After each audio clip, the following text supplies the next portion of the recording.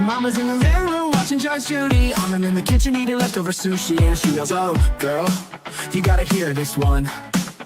A man was arrested for running the theme park. And when they said, where's your license? He said, my dog ate it. Oh, you can't make this shit up. Sometimes I wonder if life's just one big cosmic joke. It's like she's on a Reddit, reading r/funny lawsuits, yelling from the couch. As she sips on a Prosecco, makes fun of all the weirdos, and then I hear her shout. It's like she's on a Reddit, reading r/funny lawsuits, yelling from the couch. As she sips on her Prosecco, makes fun of all the weirdos, and then I hear her shout, girl, you gotta hear this one. Mama loves to laugh at how absurd life is, says it's all a comedy and I'm her audience. And I love the way she makes fun of the world. She said, you'll never guess who's with their girlfriend. It was a man who didn't get us out of the bed. He said, I've been through hell and now I need some help. You just can't make this shit up. You just can't make this shit up. Sometimes I wonder if life's just one big cosmic joke. It's like she's on a Reddit, reading r/funny lawsuits, yelling from the couch. As she sips on a Prosecco, makes fun of all the weirdos, and then I hear her shout. It's like she's on a Reddit, reading r/funny lawsuits, yelling from the couch. As she sips on a Prosecco, makes fun of all the weirdos, and then I hear her shout, girl, you gotta hear this one.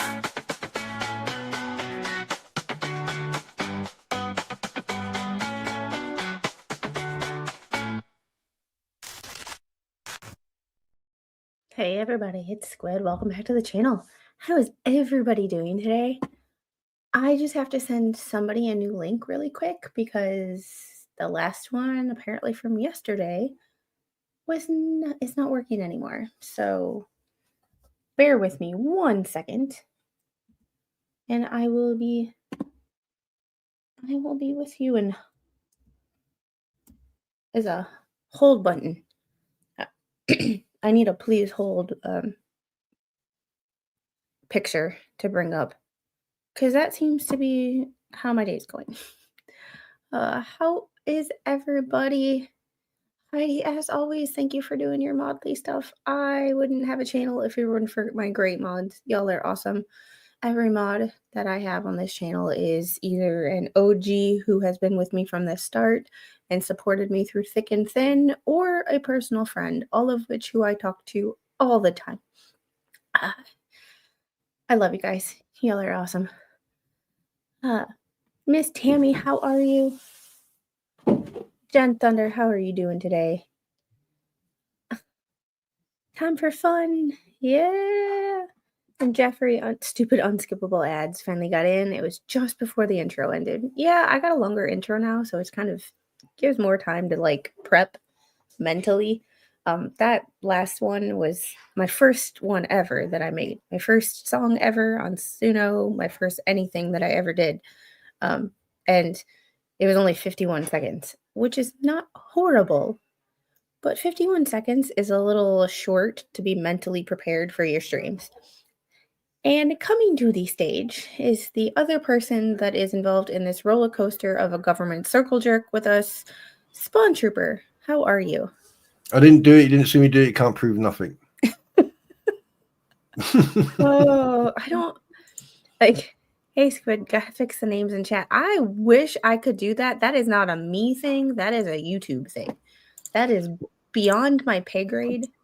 I don't know. What was that? What's going on? He said you gotta fix the names in chat. That's not a me thing. That's a YouTube thing. And why some creators are like that and some creators are not, I have absolutely no idea.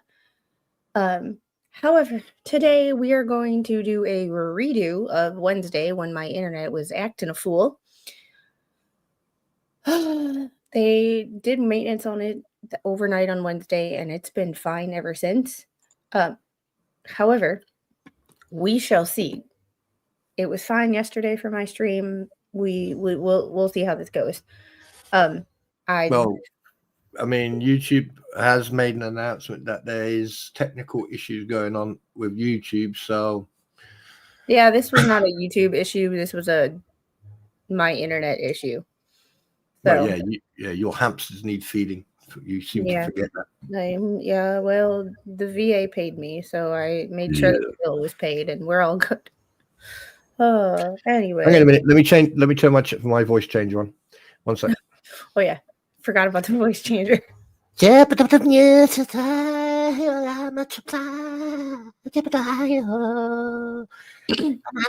Sorry. I'm so sorry. Did you hit puberty yet? No. Is this Spawn or Mrs. Spawn on the microphone today? Oh, it's definitely Mr. Spawn. I mean, actual facts, I'm in trouble when she comes on, by the way. But... Hi, beautiful. Speaking of in trouble, can you close the door? Can you close the door, please? Because Daddy's in the living room watching a movie. Can you close the door, please? No, I'm not putting hand sanitizer in your mouth. Sorry, that's the way it works. I've been thinking about this whole case over the last few months, and a couple of days ago, I've come to the conclusion. Excuse me. I personally think this whole live hearing with cameras and microphones and all that stuff, I think it's a publicity stunt. They're just basically trying to regain some sort of credibility, because they're going way too much into the technical crap. And I don't disagree with you. Sorry, I had to close the door. Mr. Squid's boss woke up on Thursday and decided that she wanted to choose violence, in the sense of she made a comment in their team's chat about working overtime and stuff. So he was like, okay, I'm not working this weekend. Have a nice weekend. It's a 4-day weekend. So he's home today. So she woke up and made a comment about needing the company needing people, or the employees needing the company, and it's like, no, you need the employees, especially the ones with an A&P license. So it's not nope. Like, be careful what you say. And you think I'm petty? Mr. Squid's got me beat. He is the king of petty. He will be an ass to you just because he can, and he'll get entertainment out of it. Now you know where I get it from. Someone of my liking, actually. I like people like that. Well, and that's why you guys get along. Mm-hmm. We started. I backed it up a little bit because we had so many. Don't you dare blame me. Don't you even go there. No. Angel, close the door. No, I saw this comment. It says punch the like button. Pretend it's Gavin Newsom. Oh my God, I don't even know who that is, but Gavin Newsom is the governor of California. You guys have got some serious political and legal issues over in the States, aren't you? California is so screwed. Like, they are so no pettiness after Labor Day. That's when shit gets petty. That's when shit gets petty. Like, what are we talking about here? Like, that's when shit gets petty. I mean, how does it go? How does it go against Squid? Move to America, they said. You'll have lots of fun and you'll be free, they said. September is my birthday month. I will be petty just because I'm turning 40. So, yeah. You is old. She is old. Speaking of petty, my daughter keeps opening the damn door to my office just for the sake of opening the damn door to my office. Not that she is actually coming in here. I get loud when I stream, and it annoys the hell out of him. I know it does. So I try to close the door and be respectful when I stream. And that little one opens the door just to be spiteful. Like, so I will get this started. I backed it up to the beginning of Collins Aerospace PowerPoint. So this is the technical circle jerking that everybody's like, everybody's got to, pat each other on the ass and make everybody feel good about how smart they are and how dumb we are as civilians. That being said, I will start this, and I'm going to go close that damn door again. Ladies and gentlemen. I will be 40 at the end of next month. But thank you, Dan. Thank you, Dan. I appreciate that. So if I grift a little more, it's because I'm turning 40 and feeling sorry for myself. I think I've got an idea. Okay, this is just because I just put some eye drops in, and the drops are medicated, and like right now I'm having a lot of fun. Here is what I think we should do as a collective community. Now, this is not me grifting or anything else.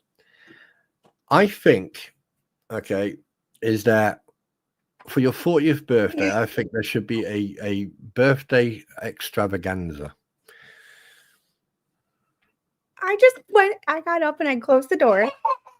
She literally got up, walked in from the living room and opened the damn door and then ran away. I'm going to lock this door this time. It will be right back. I am listening though. No, I just think that there should be like, flowers, chocolate, gifts, music. Yes. I will go and unlock that door in Can you imagine 20 minutes. So what are you going to do on your 40th? I mean, you're supposed to get 40 punches on the what do you call it, on the shoulder? You know that. When I was in the Navy and they were tacking on my crow when I made rank, because I was back in the day before that was like hazing and shit. The person who tacked on my crow was 6'4" and 235 pounds. Yes. I got enough punches.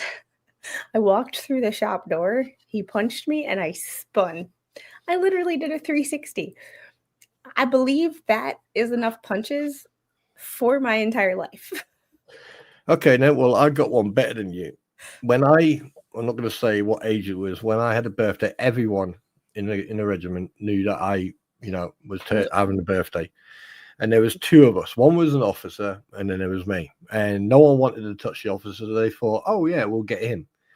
And what they decided to do, right, one day I'm walking over the vehicle park, making my way to the garage to go and grab a vehicle. And next thing I got snatched by about a dozen of them.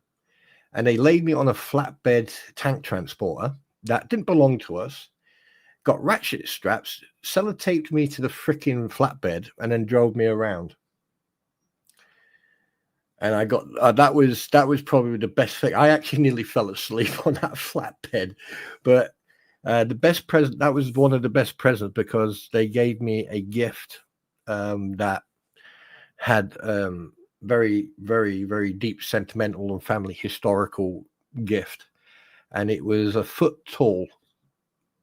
And it was a bronze replica of my father when he served, and made of pure bronze. And you're muted, by the way. That is awesome. And it had all his information. It had his on the front plaque, obviously his rank, name, and everything else with number, and the last unit he was. And then on the back, it gave you deployments he had. And there were 3 plaques on the back of the box. The stand of it? Yeah. Yeah, it had three little plaques on it. It gave you all the locations he got deployed to. One of them being Aden and Ramadan. So, all right. We are going to get into this. We are going to get into this government circle jerk. And I agree with you that I think some of this is all for show. However, it's too over technical. Sorry. It is too over technical in some aspects. However, considering the government likes to hide all their missteps and bullshit and blunders and infighting and all that, I can appreciate the attempt at transparency. Mm-hmm. I can appreciate the attempt. The execution leaves something to be desired so far. Mm-hmm. However, the execution, like the premise of it, having a public hearing, I can appreciate the fact that you're giving a lot when A lot of people want to answer questions. It is a way to get a lot of questions answered without having to be one-on-one with a lot of people, which takes a lot more time and a lot more energy and a lot more money. And I appreciate the fact that they're making this public because they don't have to. Like, this doesn't have to be a public thing. It's just one of those. But I mean, I'm gonna play devil's advocate here. I have better content than that today, Malin. I have better content. I don't think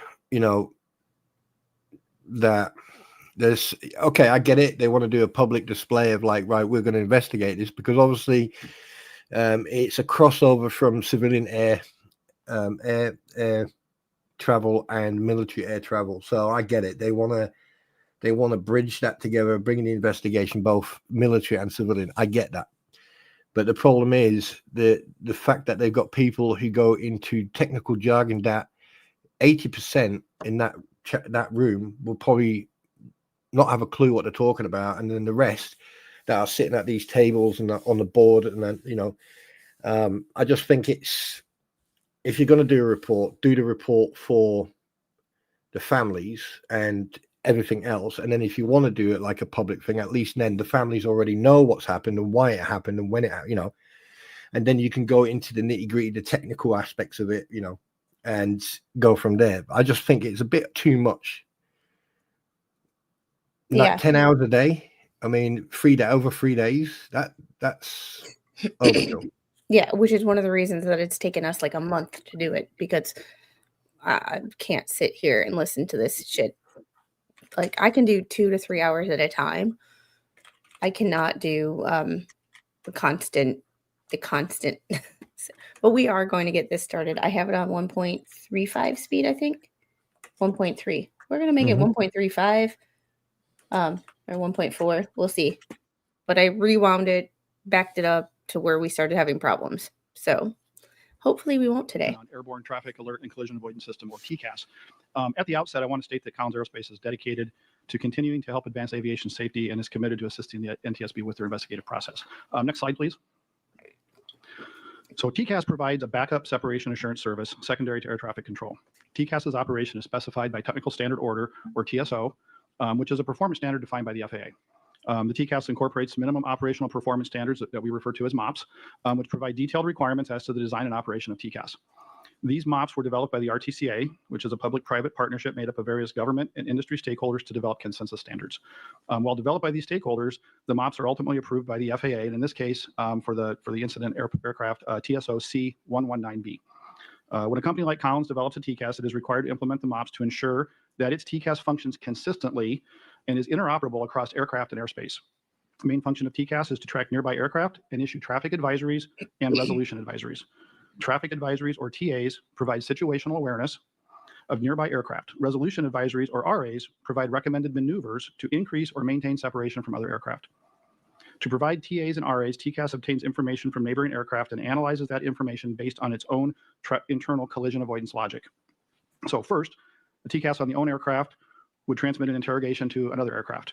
And then that TCAS would receive a response from the other aircraft via that aircraft's transponder. Based on this response, TCAS calculates the range to and relative altitude of the other aircraft. TCAS also receives bearing information to the other aircraft through the own aircraft's directional antenna. Next slide, please.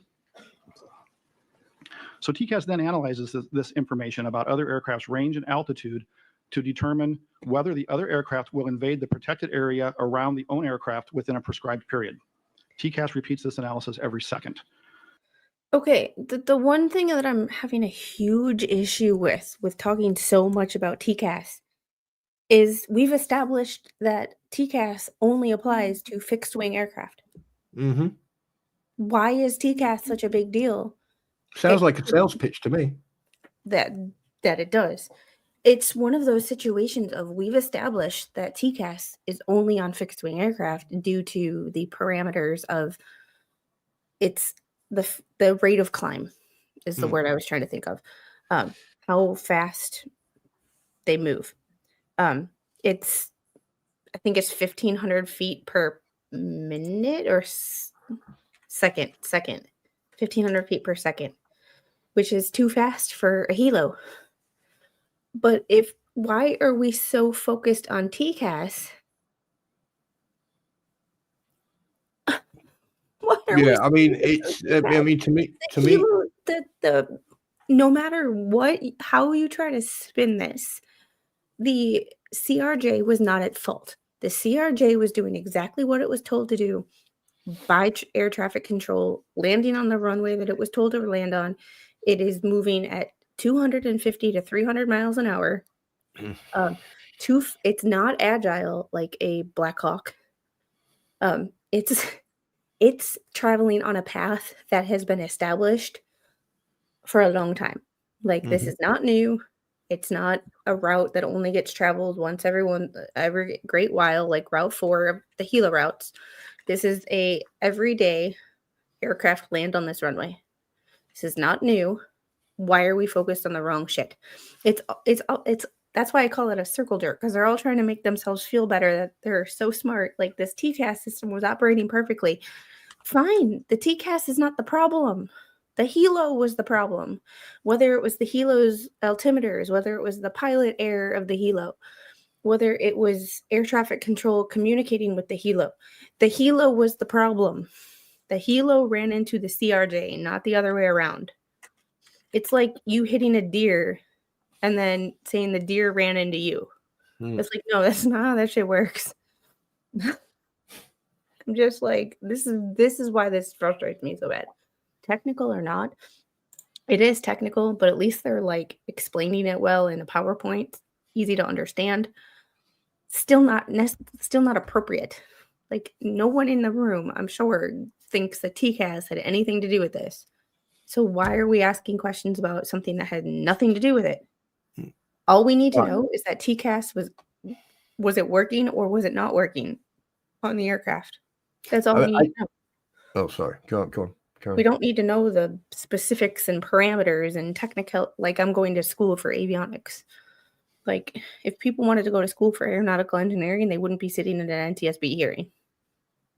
I mean, my argument is this. I know for a fact that they've got ground radars that, that each airport employs employs radar systems like ground radar and potential service movement radar. That's how they know where each aircraft is, if it's taxiing, if it's before the runway and stuff like that, and incoming flights and outgoing flights. That's why they hand over from ground to air traffic control.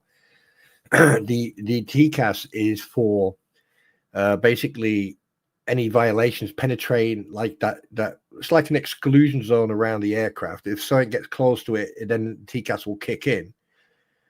But to me, it's like they are going OTT on the TCAS system, and it just sounds like a fucking sales pitch to me. I mean, and here's the thing: if you've got one system that's got a TCAS in it, and you've got another system that doesn't have a TCAS in it, I mean, what's next? They're going to point the finger at the CRJ pilot and say, well, he didn't pay attention to his CCAS warnings. And you're like going, and the thing is, we've already discussed this previously about at a certain height, the TCAS system is null and void. Yeah. And when you're on a runway, you've got the ground radar. Also, when you're in a landing pattern, you don't expect to need TCAS. Well, yeah, because you know that the ATC is going to keep you at a safe separation between each aircraft, and you've got, and you're always continuously getting instructions of what direction you have to go. Whereas the TCAS is specifically, and I quote in quotations, specifically for intrusion of airspace. It's basically a self-protecting system that tells you, oh crap, you have an aircraft that's getting a bit too close to you, and it's at this and this height above you, or this and this height below you, and this is what you need to do. It's just there to maintain the aircraft's personal space. Like, I don't like my personal space, and I feel unsafe when people invade my personal space. Yeah. So, I mean, my TCAS is a sledgehammer, so. My thing is if I can put my arms, if I'm in a like grocery store or something like that, like in a line, and if I can put my arms out, spin in a 360 degrees and touch you, you are too close to me. There you go. That'll be RA. Like, but Jeff asked a good question. Could they be trying to blame it on blame it not warning the plane of the helicopter's presence. That's the vibe I'm getting, and that is so BS to me. Like, that is like, that's like, I think there was a bit, I mean, like, I like that comment from Jeffrey, but at the same time, we need to look at this point, communication. We're going back to that big, simple word, communication between aircraft, ground, air TC. I mean, the thing is, yeah, they could blame the CRJ pilot. However, he was following every single bit of instructions that he was given, and he was in the process, right, on final. So therefore, he was prepping the plane. Him and the co-pilot were prepping the plane for landing, and they have to go through a certain checklist to do that. Whereas the Pat 25 was on a flight, so they were going from A to B or A to B to then to C, and they were flying on a certain route. And from past recordings, we've seen the communication between them. We've seen the deflection of height where they should have been at a certain height. However, they were not at that height, and instead they were higher. So that takes us back into the AGL. There's systems in the helicopter that tell you different heights. So was there a conflict of? Was it a mechanical issue that they were looking at something that was giving them the wrong height, or because they were flying over water? Could it, there's a lot of things you could look at, but again, it comes down to communication. And I'm not going to mention runway 1 and runway 33 again, because that would put me in the doghouse. It's not that it puts you in the doghouse, but it's like, it's shit that like, I know. We understand why the runway was changed. There's nothing that can be done about it, and changing runways is not unusual. Yeah, that's why I've moved on. Come on, move on now. Come on, Scott, stop brought on it about up. it. All right, I'm going to start this again. Sorry, I just had to get that one in there. But I don't think anything will come. Well, Malin says, I don't think anything will come out of this hearing. Maybe money here, money there, but nothing more. No. Me personally, I think, Malin, I think something was going to come out of this, because I think that now that you had the CWO, the warrant officer, actually bring up the fact that they take little iPads or little tablets into their aircraft, I think the DOD are going to get a big fucking. They're going to have their door taken off the hinges. The fact that he said that they do not, in the training manual, that they do not get trained on TCAS, or there's no TCAS system, or there's no training on the TCAS system. They don't have it. Yeah, that's got that. As soon as he said that red flag went up, and I'm surprised. Well, here's the thing: they don't get trained on it because they don't have it. Why get trained? That's like training to drop bombs when you fly an E2. Yeah, like, there's no need to train how to drop a bomb when you're on an E2 and you have no ordnance. Like, I understand why they're not why they're not trained on TCAS, because they don't have it. What they should get is like hey, if you're ever with the fixed wing aircraft, this is what fixed wing aircraft have, like a general overview. But I understand them not getting trained on it, because why waste the money and the time to get trained on a system that you will never use?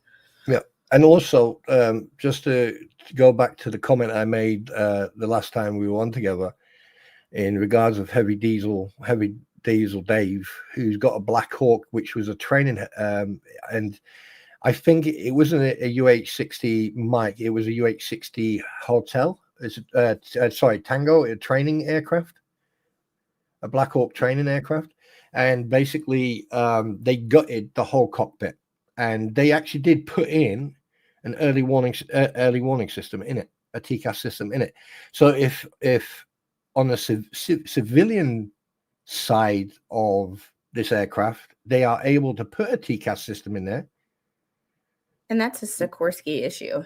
That's not then it go exactly. Need to stop reading my mind. Well, this is why we're friends, because we think alike. Yeah. We have the same sense of weird humor, and but it's not just people are stupid, and I think these people are stupid. Yeah, but it's not just Sikorsky that it's gonna that need to start looking in on this. It's also the DoD and also the air units who actually do use those aircraft. They need to start putting their foot down, saying, "Hey, look, after this NTSB report, we want the correct equipment. We want these aircraft updated. Therefore, and it can happen." But here's the thing is they installed an early warning system on that training helicopter, but what was it? What was it? How long has it been in use? When was it developed? There's a whole bunch of stuff that goes into putting something on a military anything. Can I ask one question? I understand that there should be a TCAS-like system that definitely has different parameters than, because you can't put a traditional TCAS system on a helo. It doesn't work. It's only the rate of climb does not compute. The math doesn't math. Let's put it that way. But like something's got to be done. Yeah. Well, I've got one question because this hasn't been mentioned, and it's this. Right. Let me just spiel it off from the way I do it. What's bothering me is the fact that they have not mentioned the PMI 1 or PMI 2 at all in this NTSB. Right. There's been no mention of that aircraft going through any type of PMI 1 or PMI 2. So that is one thing I want to know. When was the last that they had a PMI, or when was the last time they actually did a PMI on it? I'm just thinking they're focusing on the wrong aircraft here. They keep focusing on the CRJ when the CRJ is obviously not the one that had the problem. Exactly. So, all right, let's get back into this because we are 2 hours and 1 minute into this, and I would like to at least get to 3 hours into it today before we call it a day, because I would like to continue to get through these as fast as possible, because then we can move on to more interesting things. But this is kind of we have to get through it to see what they say in order to discuss what they said versus what's in the exhibits. In order to talk about what's in the exhibits appropriately, we have to actually see what was said at the hearings. I just sent you a little surprise. Oh no. Just like when we started watching this hearing and we compared some of the things that were said in this hearing to some of the things that were said in the preliminary report.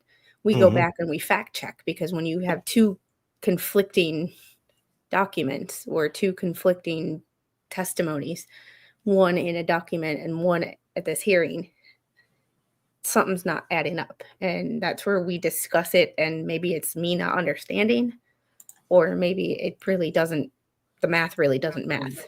But that's why we discuss shit, to try to figure it out. All right. Yeah, and I just put in what a PMI and PMI 1 and 2 is into chat. Yeah, planned maintenance intervals. Sorry, No, just for people who don't. And I've also sent you a link to Heavy D's Black Hawk when it was having a PMI 1 and a PMI 2. So if people want to see what it looks like, you've got the scope. Like in the Navy, we had like a 50-hour, 100-hour. Each division had their own like planned maintenance, and maintenance cards were like, and corrosion had every 100 hours or so they had to do this. We had a 56 hour, so every 56 hours of flight time, avionics had to do this. Every 500 hours of flight time, we had to do other things. So in addition to the flight comes back and the pilots are complaining that their radio or their radio 1 doesn't work.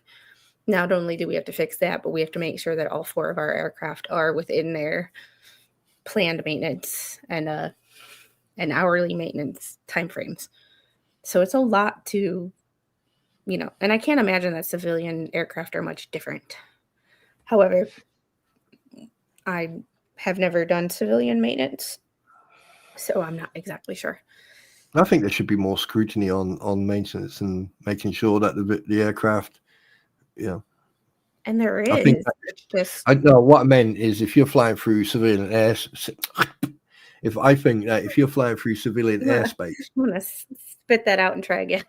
yeah, yeah. I mean, I think that anytime, like, I mean, I can research over here, but I think that any military aircraft, if it doesn't have the equipment as like the civilian aircrafts have, it shouldn't be flying through civilian airspace. And if it does, it needs to have some sort of equipment that you can install on the aircraft by the maintenance or by someone so they can then fly through civilian airspace. But that's just me thinking outside the box. So, all right, I'm gonna restart this. yeah, go for it. These protected areas are represented by the purple and green rings on this slide. Purple represents the threshold area for traffic advisories, and green represents the threshold area for resolution advisories. Next slide, please. In addition to providing TAs and RAs, the TCAS system includes a traffic display. On the CRJ 700, this display appears on the multifunction display. To be clear, the display on this slide is just an example. It is not reflective of any of the display or data related to this incident. The pilots can set the range of the display to either 5, 10, 20, or 40 nautical miles. Further away aircraft appear as empty blue diamonds. As aircraft get within 6 nautical miles and 1,200 feet, the blue diamond will fill in. This is a visual tool for the pilots to indicate the aircraft is getting closer. On this slide, the aircraft represented by the unfilled blue diamond has a +10 next to it. That means 1,000 feet altitude difference, and the plus means the aircraft is above the own aircraft. The aircraft represented by the filled in blue diamond is marked with -10, meaning that that aircraft is 1,000 feet below the own aircraft. The down arrow indicates that the aircraft is descending by greater than 500 feet per minute. The aircraft with the yellow circle is subject to a traffic advisory. The notation next to it, -02, and an up arrow, means that the aircraft is 200 feet below the own aircraft and is climbing at a rate greater than 500 feet per minute. And then finally, the aircraft marked by the red square is subject to a resolution advisory. This aircraft has a +2 next to it, meaning that it is 200 feet above the own aircraft. Next slide, please. The traffic display. I'm not even gonna BS right now. Hi, Roy. How are you? Afternoon, everyone. Just got the notification, as YouTube does, 30, 45 minutes late, whatever. I could really give 2 flying Fs about TCAS right now. The fact that I believe this has nothing to do with and this is just me being biased, the fact that I believe this has nothing to do with what happened in the crash makes this whole line of testimony completely irrelevant and stupid, in my opinion, and just a waste of time. So I am speeding it up to get through it faster. Like I said, it's like a fucking sale pitch. That's why I called it the government circle jerk, because they're all patting themselves on the back. Like, what do you think this stream is called? The stream is NTS Day 3, Part 3, continuing the government circle jerk. Yeah, I'm listening to it. Clickbait. I'm listening to it, but right now I'm going through all the. Here's the thing. I know sometimes YouTubers get a little clickbaity with the title, and that could be seen by some people as clickbait. However, I do not think that calling this shit show a circle jerk is clickbait. I think that is 100% accurate. I think the clickbait is me being a midget in your from that picture. Oh, shut up. Yeah, I just think that like they're just beating a dead horse really with this. I mean, they could have just went right, this, that, bang, done. Yeah, it's kind of that criticism that I have of a lot of people where you take, and maybe it's the medicine and the medical documentation, the medical side of me that's like, you say shit in as few words as possible to still get your point across. I'm learning more. Don't need details. Yeah, I'm learning more about an aircraft and how to fly an aircraft by doing this than, I mean, when I go on my flight simulator, I'm going to be shit up. I'm going to be a Top Gun. You sure you are. Don't you be sarcastic. You keep thinking that, my friend. You keep thinking that. All right, I'm going to start this. But I sped it up to 1.4 because of the fact that I'm so beyond annoyed. Not only is it super technical, and I understand, of course, it's aviation. Some things are going to get technical. However, this is not important. Like, they have their priorities in the wrong places. It's like it's like the rest of the world. We're focusing on the wrong thing. This is not important to what happened on January 29th. This has nothing to do with it. This is just a little ugh. All right. That I just showed would appear on the multifunction display. However, the TAs and the RAs also appear on the primary flight display. This is an example of a TA on the primary flight display. Notice that in the bottom right corner, the word traffic appears in yellow. This indicates a traffic advisory. In addition, a traffic advisory will generally be accompanied by an oral alert that states the words traffic, traffic. Next slide, please. And here's an example of an RA on the primary flight display. Again, I would like to direct your attention to the bottom right corner. You see the word traffic in red indicates a resolution advisory. In addition, a red indicator arc and a green arc will appear on the vertical speed indicator. This indicates the pilot should adjust pitch to place the vertical speed indicator on the green arc. A resolution advisory will also be accompanied by an oral alert directing the pilot what resolution action to take. Next slide, please. Based on the technical standard order and the incorporated minimum operational performance standards, RAs are inhibited below certain altitudes. This graphic shows the inhibits at different altitudes, which vary depending on whether the aircraft is taking off or landing. Specifically, certain RAs are inhibited below 1,550 feet, and all RAs are inhibited below 1,000 feet. In addition, traffic advisory oral alerts are inhibited below 500 feet. This logic was developed by the RTC stakeholders after significant research and testing. The logic aims to provide appropriate. My only thing with this is like, could you, as complicated as this is for us to learn or listen to, pilots have to learn this and 3,000 other systems and this and that. And every time that Boeing or Airbus or Sikorsky or Gulfstream or whoever it is decides to make a change, all their pilots have to relearn these new systems. And it's like, could you imagine how complicated this is for them to remember all of this stuff? You would think that in 2025, when you make a display like that last slide, you would make it a little less complicated. Unless they separate that, they separate the TCAS system from the flight instrument system and actually put it where they can actually, like on the dashboard in the center, like in an old version of the C-130. I mean, okay, that is a little fast for me. I'm going to go to like 1.55 because 1.75 is just a little, or let's go 1.6. 1.75 was just a little too fast even for me. Can you imagine when someone watches the stream back at like 1.5 speed to try to catch up or, watch it quickly? What that'll be like? I mean, it'd be good for coma patients because they would be listening to this and then, they would come out of their coma and run. All right. Collision avoidance while avoiding false positive advisories that may occur during takeoff and landing. The logic also avoids potentially unsafe advisories such as a resolution to descend when the aircraft is already at a low altitude. That concludes my presentation. Thank you, and I look forward to answering questions. God. Thank you, Mr. Grease. I turn it back over to Captain Stone. He has a few questions. Yeah, I'm going to ask Dr. Olson. So why are the TCAS inhibit altitudes where they are at today? They're where they are today due to coordination within the community during the original implementation of TCAS. Prior to TCAS being installed on air carrier type aircraft in the early 90s, it went through what we call the Limited Implementation Program, or LIP. For those of you in the audience more familiar with operational test and evaluation, OT&E, or operational evaluation, it was just that. It was flown by participating air carriers with avionics companies providing the pre-certification avionics extensively around the U.S. National Airspace System, and based on pilot feedback, those altitude limits were set. I believe, I know I was not involved with this in 1980 something. But the feedback from the pilots was that they found some of the orals at lower altitudes, whether it was the traffic alerts below approximately 500 feet or the resolution advisory. That's what she said. Below approximately 1,000 feet to be distracting and detrimental. So at coordination with the pilots union, the air carriers, and the community. Wait, what? Hang on a minute. Something's just dawned on me. Oh no. So in the Second World War, when aircraft were flying around, I'm going to do some research on this. See how many mid-air collisions there were.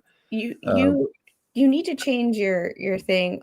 Not an expert too. I'm going to do some research on this because that seems to be your tagline. Oh, hang on a minute. I'll do. Wait. What do I? Wait. What? Hang on. I'm What do I have to change it to? I'm gonna do some research on this.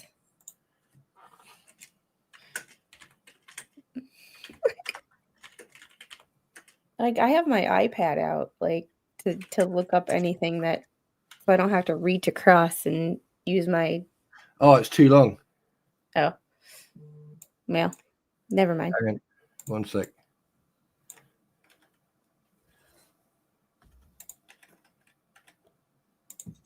Oh, bollocks. Well, There you go. How's that? gonna do some research. No, the reason I'm saying this is because it's like they've basically turned air flight into they've scaremongering basically, because like how many mid-air incidents were there prior to, you know, people using electronic communication? I mean, like before it was radio Barbara communication. had emailed me some information about, because before this hearing came up, we were originally going to talk about what's happening in 2025 and everything that we've seen on the news versus the actual numbers of what happened prior, last year, the year before. But then this came up and it was like, okay, we have to check out what the government, you know. And hey Roslyn Raiders, how is everybody doing? We are watching the government circle jerk that is the NTSB hearings on the January 29th crash between the CRJ and the military Army Black Hawk that killed 67 individuals, including 12 children, figure skaters, which I take personally because I used to figure skate all the time. So we are going to get back into this. We are watching it fast because they are talking about shit that right now I have no interest in, and I don't even think has anything to do with what happened on January 29th. So it's so crappy to even like, it's even crappy to like talk about TCAS because I'll stress it, and I've stressed it so many times. The aircraft landing was not at fault. Like, you cannot get a CRJ out of the way that fast. It's not an agile plane. Like, oh, sorry, we got a broken tail. Oh, this is my 717. This is not my CRJ. My CRJ is in the closet, waiting for the tail to be fixed. But this is a Boeing 717. This is not agile. This cannot, versus a helo that can change direction on a dime. This is coming in for a landing. You can't. Its rate of descent is consistent. You can't change it, and not a whole lot is going to do anything here. Whereas, I tried to replace my mom's broken CRJ, and they sent me a 717 instead. So now I have a new 717. Just in case anybody cared. I'm sure nobody does, but just in case people do. I love aviation. For those of you who have only seen what I've done with What the Hails, I love aviation. Mr. Squid works in aviation. I love it. This is my model plane. It stays on my shelf. But this is not agile. Pat 25, the helo in question, is agile. It's at fault. Either it or ATC. So the fact that we're talking about TCAS on a fixed-wing aircraft when we're discussing this is so out of the realm, and that's why I call this giant thing a circle jerk. It's like, let's pat everybody on the ass and make each other feel good. This is not what we're here for. Get answers, people. Like, you know, the airport could actually schedule a maintenance and upkeep for the 2 hours they would have been closed to traffic on training flight nights. I mean, you know. And hey, everybody, your mom, how are you? We love circle jerks. How is everybody doing? And I'm sorry if you are popping in and I did not say hi to you. We are 2 hours into the third day, and I cannot wait to be done with this crap, because I think that a whole lot of nothing has been accomplished here, but I want to get to the 205 exhibits and all the testimony of Army pilots and the missions that they did and all the information that they were using in this. But we can't get to that and talk about it until we understand what they were using it for. And it's like, I'm frustrated with all of these people right now because I'm like, stop talking about shit that doesn't matter. Y'all know me. I hate talking about shit that doesn't matter. And this is like a government circle jerk. Like, hey, Sandrango, how are you? Oh, it's like, it's just talking about shit that doesn't matter. It's like, it's a waste of time and money. And then we wonder why the government wastes so much damn money. It's like, this is why. Because we talk about shit that doesn't matter. All right. We're going to get back into this and just get it started before I pop a cork. You good, Spawn? I went on a little rager. No, so I just think that like NTSB reports should be factual and to the point, not go into a tirade of technical specifics or schematics and all. I mean, like that TCAS thing was like I'm going to stick to that. It's like a sales report, sales pitch, and I would rather hear why it went wrong, not how or this is the TCAS and that. Why did it go wrong? Where, stick to the facts. But they just opened up this cave, and everyone's going to jump down into this rabbit hole, and then Well, I'm a rabbit hole diver, but I didn't bring my scuba gear today. So, and Jeffrey, I did unlock the door. The door is unlocked. She opened it. I have to go close it. I will start this and be back. Yeah. Oh, I was just about to say something, but you speak. I'm going to go close my door. Yeah, because the thing is, like, I've been watching that guy, that Steve Kastner, then retired PhD from NASA, and every time I watch this, all I'm going is like, why are they sitting there? Yes, they've got experience, but we need, why do we have people who throw each other under the bus, throw the FAA under the bus? And then, and the only people who've actually gave straight answers are the military guys. The CW. No, not all of them. That colonel did not give straight answers. That colonel. No, he didn't. No, I'm just saying. I'm just saying in a generic. And what's pissing me off is that they're taking it away from factual information of the accident or what, why, and where, and how, and all that. And they've gone into this tirade of excuses and sales pitches, and I mean, look, fucking contact the DLD and say, look, you need to get TCAS systems put into your helicopters, regardless if they can climb at a rate or not. If they're flying in the civilian airspace around airports or anywhere over a town or anything else, they're not the only people flying around that area. You've got police helicopters, you've got news helicopters, you've got civilian helicopters. In some parts of the United States, people phone up at an airport, say, "Hey, by the way, I'm in Idaho or Ohio, and I'm flying to here.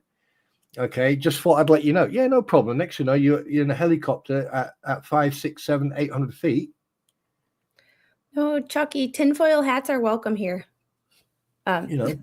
Tinfoil hats are very welcome here. You know that. I haven't talked to you in a while on like any other platform, but tinfoil hats are welcome. Wait a minute, tinfoil hats? I didn't know I could wear my tinfoil. Oh God, no! Well, no. I'm muting myself. All right, we're gonna start this again, and I have it sped up because, to keep us all from being bored to death. The altitude inhibits were set the way that they are. And I guess I want to follow it up with, and again, we're going to talk more about ACAS. Or ACAS XA shortly, but ACAS XA has the same inhibit limits, and isn't it true that those inhibit limits, part of the reason they're there is because of the technology that was available back in the 1980s to drive the alerting? It would lead to many nuisance alerts, just because the aircraft couldn't differentiate whether an aircraft is on the ground adjacent to the runway or whether they're actually an airborne threat. And I believe ACAS XA has the ability to solve that using the ADSB information. I guess I would say that during the development of ACAS XA, and I would state that you are correct. At the time that the original TCAS was developed, MODES technology was not as widespread. That is more accurate and provides indication whether an aircraft is on the ground or in the air. Aircraft with older transponders. I have this on 1.6 speed because these people suck. So I will slow it down a tiny bit, but we've been watching faster because yeah, we will we'll slow it down a little bit. But basically, for those of you who have never seen us stream this before, Spawn and I have been streaming aviation stuff together for possibly 4 months now. We've been streaming this since the beginning of it, doing a couple hours a day, and this is the last day, and it's kind of getting to the point where it's like, y'all are stupid, go away, just answer the questions. There's NTSB people asking these panel of witnesses. There's people at tables. Each table has a representative that will answer or ask questions as well. There's one from the Pilots Association. Send help. Yeah. And I have Spawn tied up in my basement, so that's why he's doing this with me. He has no choice. We want so precious. We do. So we're kind of at this point where y'all know me. I hate hypocrisy and people who are trying to be transparent but epically fail.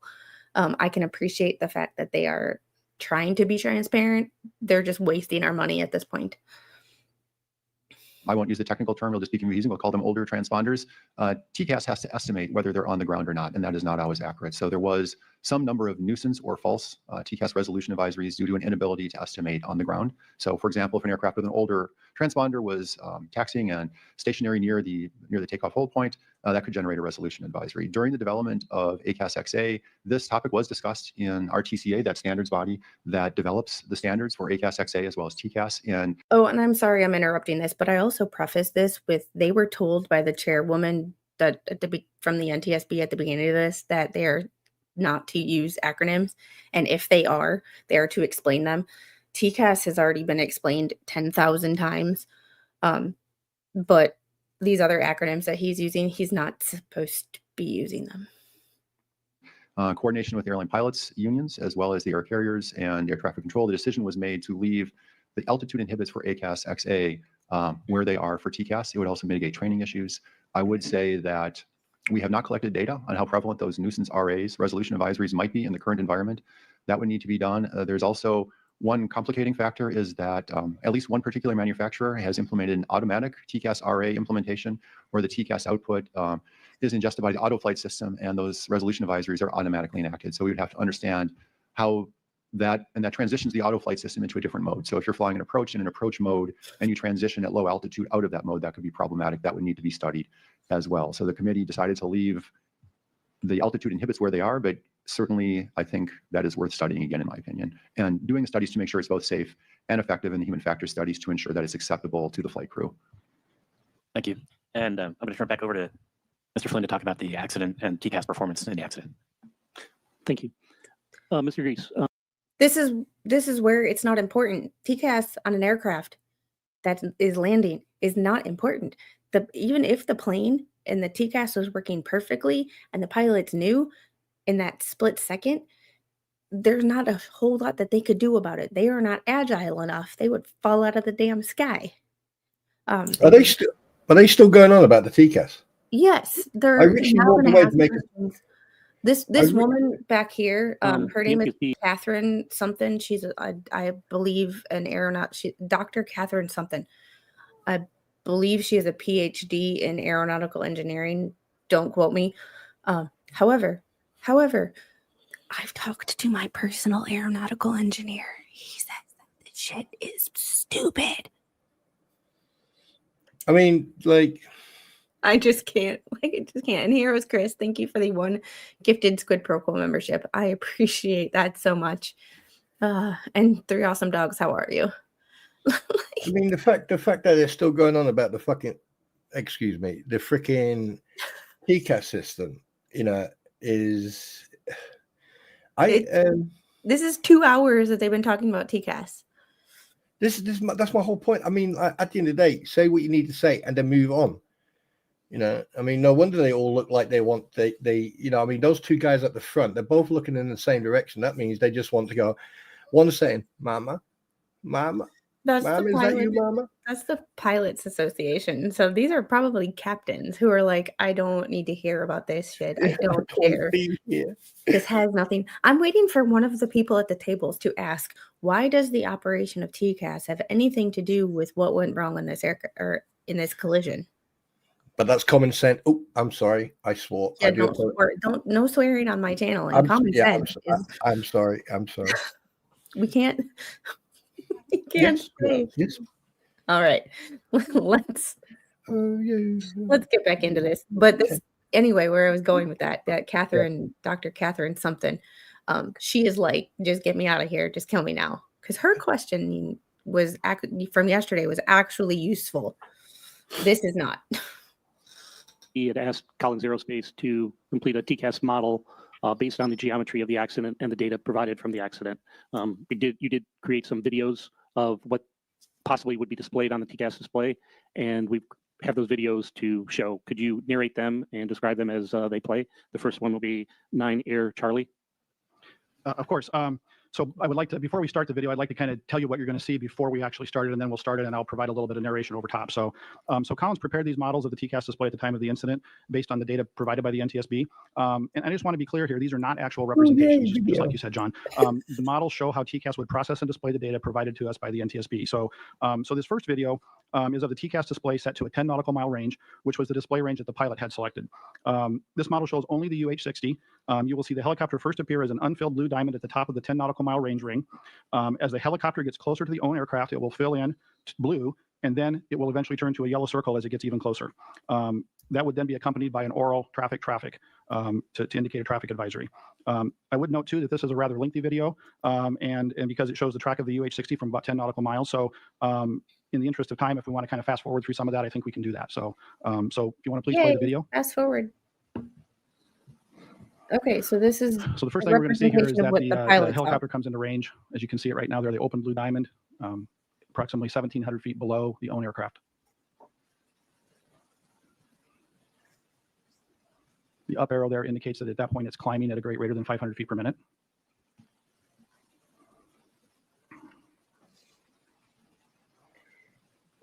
Wait, it climbed at greater than 500 feet per minute, but it was that phrase right there was like that's not supposed to be, they're not supposed to be climbing that fast.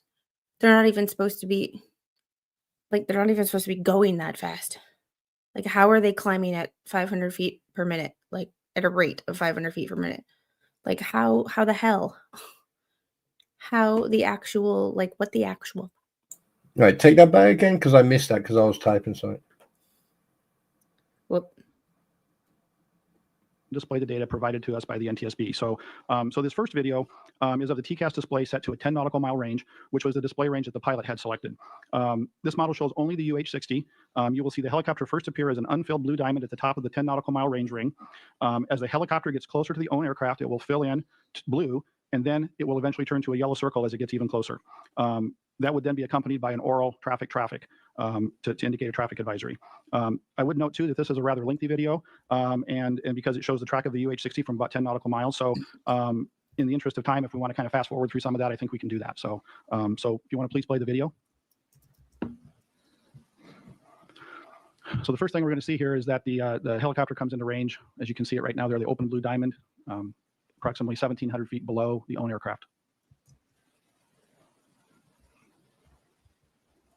The up arrow there indicates that at that point it's climbing at a rate greater than 500 feet per minute. Hang on a minute. Hang on a freaking minute.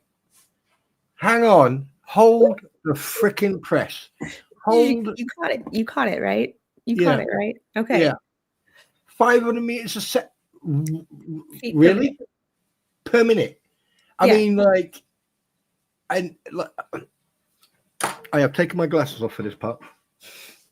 Hold on. I need to put mine on so that I can do that.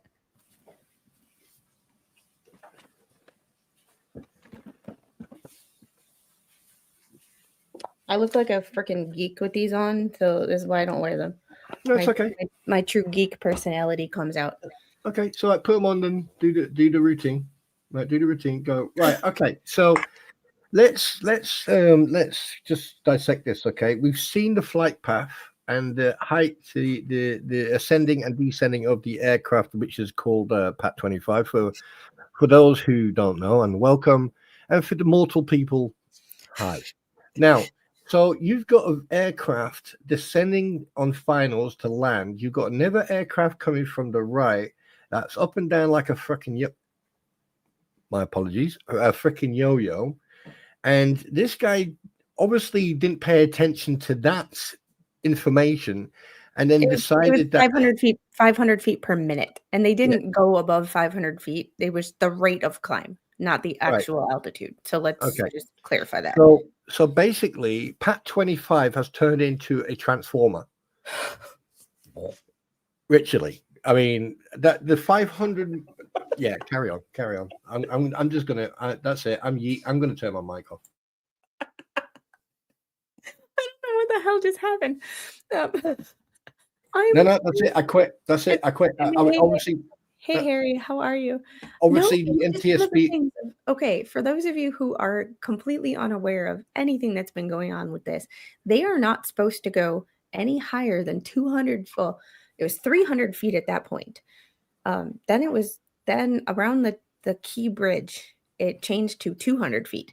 They never got to a 200 feet, let alone a ceiling of 200 feet.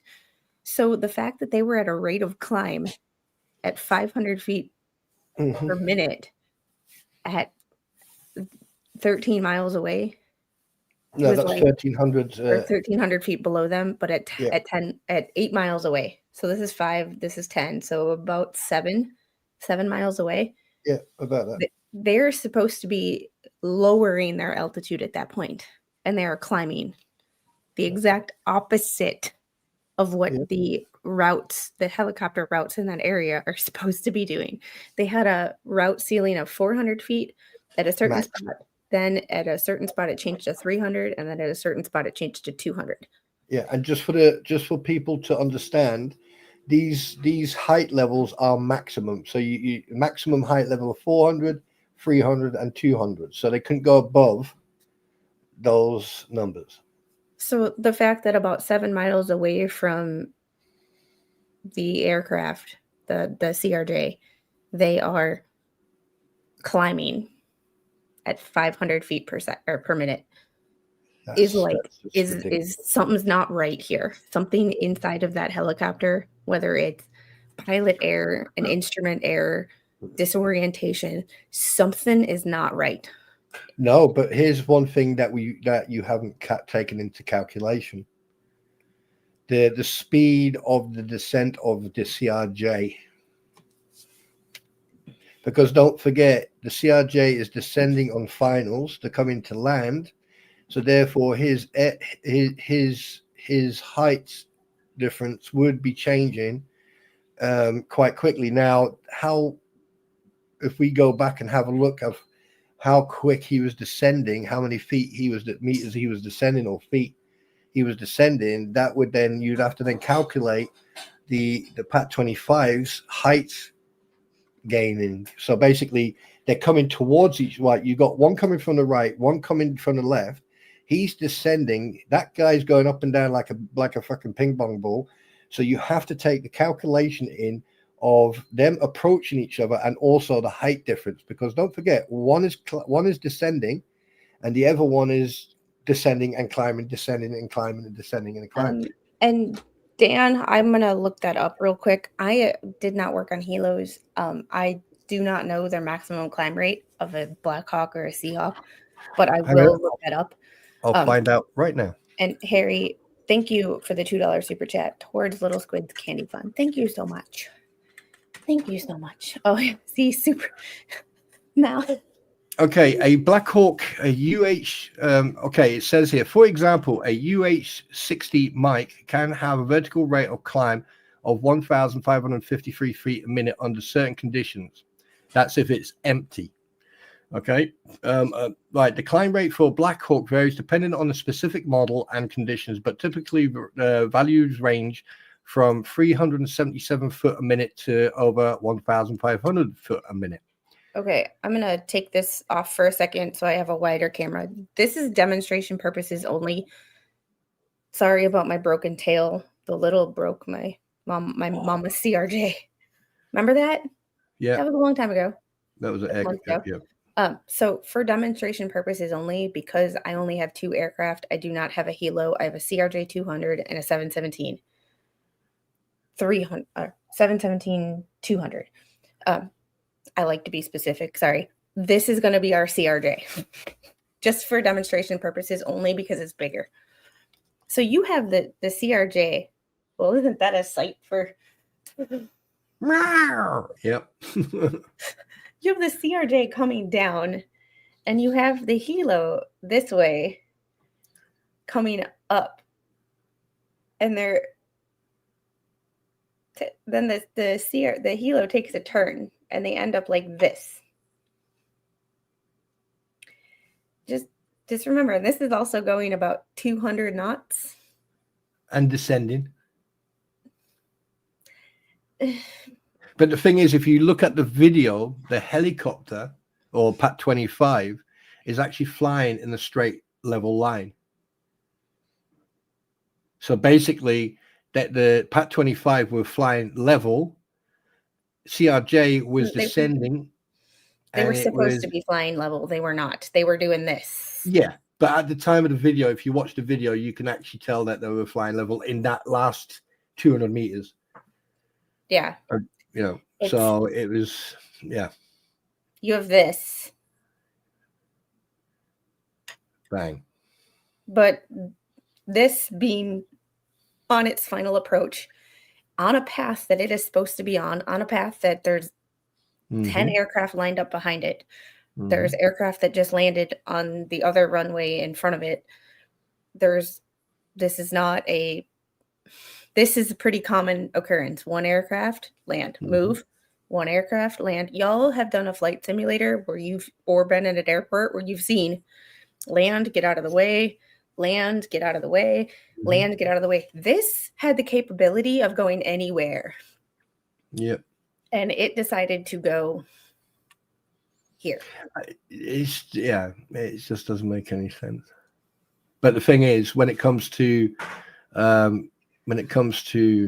closing the distance, especially when an aircraft is descending on finals and you got an aircraft flying, let's just say the last 300-400 meters they were flying level, right? The closing the gap between 2 aircraft was extreme.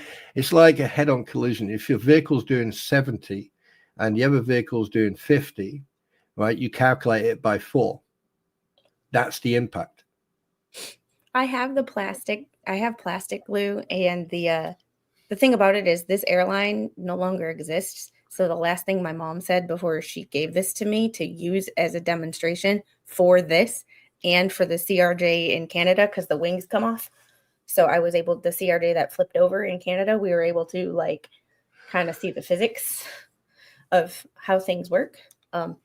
She told me, be careful. This is the only one that I have and don't break it. And I left it out on the desk, and the little decided that she wanted to use it as a toy and dropped it. And that's what happened. Do you know, it's quite interesting. What model was this UH-60? Was it the Alpha, Lima, or the Mike version? I want to say, I'm not sure. I'd have to look at the specs of in the exhibits. Right, because all 3 different variations have various different climb rates and different power rates as well. Because I'm looking at it right now, so I just thought I'd ask if you know. But yeah, there you go. Yeah, it's one of those situations of yeah. No one took the baby squid. Yeah, y'all should have seen how scared I was to tell my mother. And I ordered, and that they're hard to get because this airline doesn't exist anymore. So these aren't made anymore. So whatever one is there, it's all there is. This was supposed to be a CRJ, but they sent me a 717, and instead of trying to fight them on returning it, and wonder if I'm going to get my money back, I just kept it because it's kind of cool. And 717s really don't fly anymore. So there's that. Mm. All right, we're gonna get this party started again.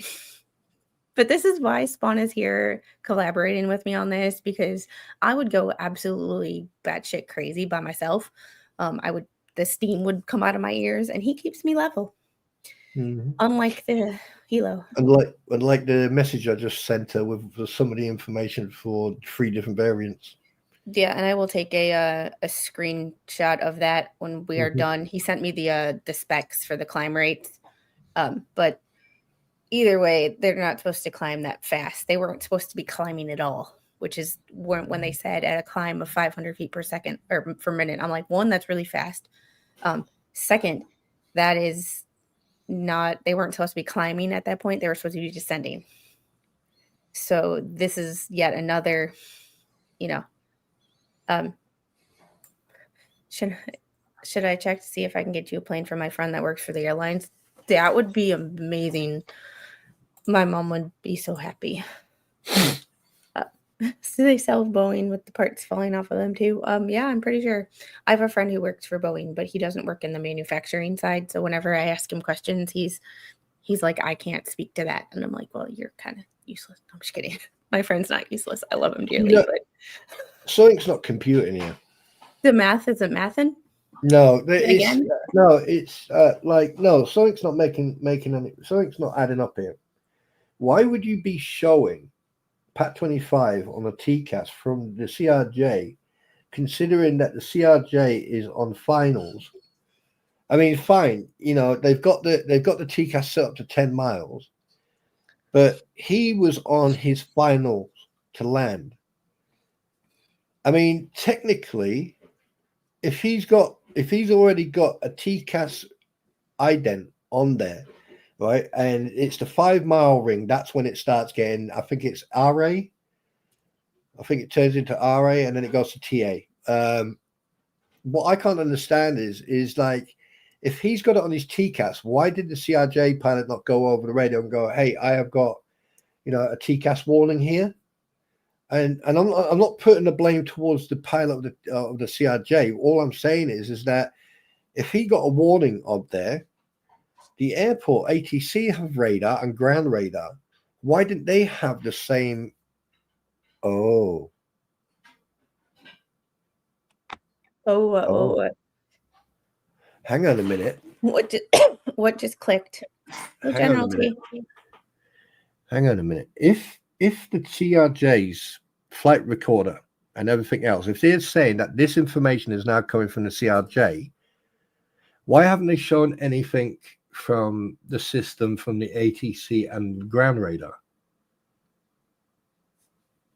Because the ATC and ground radars and their systems would have picked that up as well. So why haven't we seen that?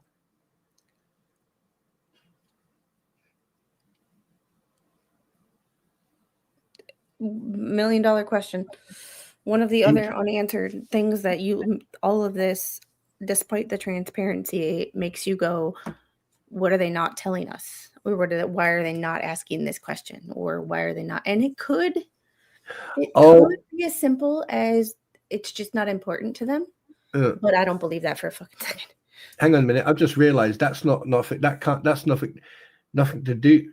He just said that this is the actual TCAS figure from the CRJ, but if you look at the information there, it's a UH-60L Lima. No, that's this. It's what was on the TCAS display from the CRJ. This was the only thing that was on it. Okay, then mine going back to my original thing then about the ATC and ground radar then. All right, let's get this started again because we've moved a whole 10 minutes in the last hour. Go on. Do it now. I'm doing it. There's no audio. So, okay, we're 1,100 feet below the CRJ, 1,000 feet. And coming up here, when it gets into about 6 nautical miles or so, and I think it's at the point where it's at about 800 feet below, that'll change to a solid blue diamond. That's just an indication to the pilot that hey, this target's getting closer. So at this point, if you wanted to fast forward it about, I think it's about a minute. I think we had the cue set. There we go. Perfect. So now, as you can see, we're inside the 5 nautical mile ring. We're at a 400 feet altitude difference. Again, it's below the own aircraft. Again, the arrow indicates that it's climbing at a great rate. So it's they're less than what, two nautical miles, maybe? Like I would say about a mile, but the thing is, something's not making 9, sense here. 8, 7, 6. I'm trying to get a sense for scale. 9, 8, 7, 6, 5, 4, 3, 2. I would say 1.5. Okay, so we'll just go for sake of safety, Yeah. 2 miles.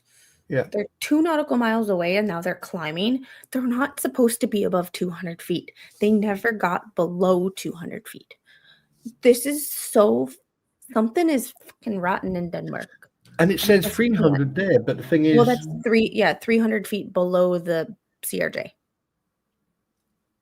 so why didn't he abort the landing and fucking climb? Because it says there. Oh God. I'm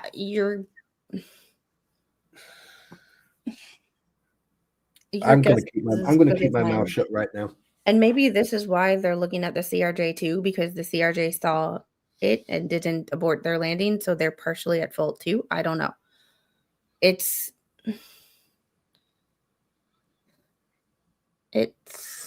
is where all the speculation comes in, the allegedly comes in.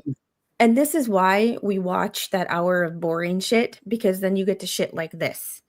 And this is the shit that the news doesn't show you. They highlight 3 days of testimony in a 5-minute video or a 5-minute news hit. We're doing 30 hours of like, this is content that has been going on for 3 weeks. Yeah, but here's multiple the times problem. a week.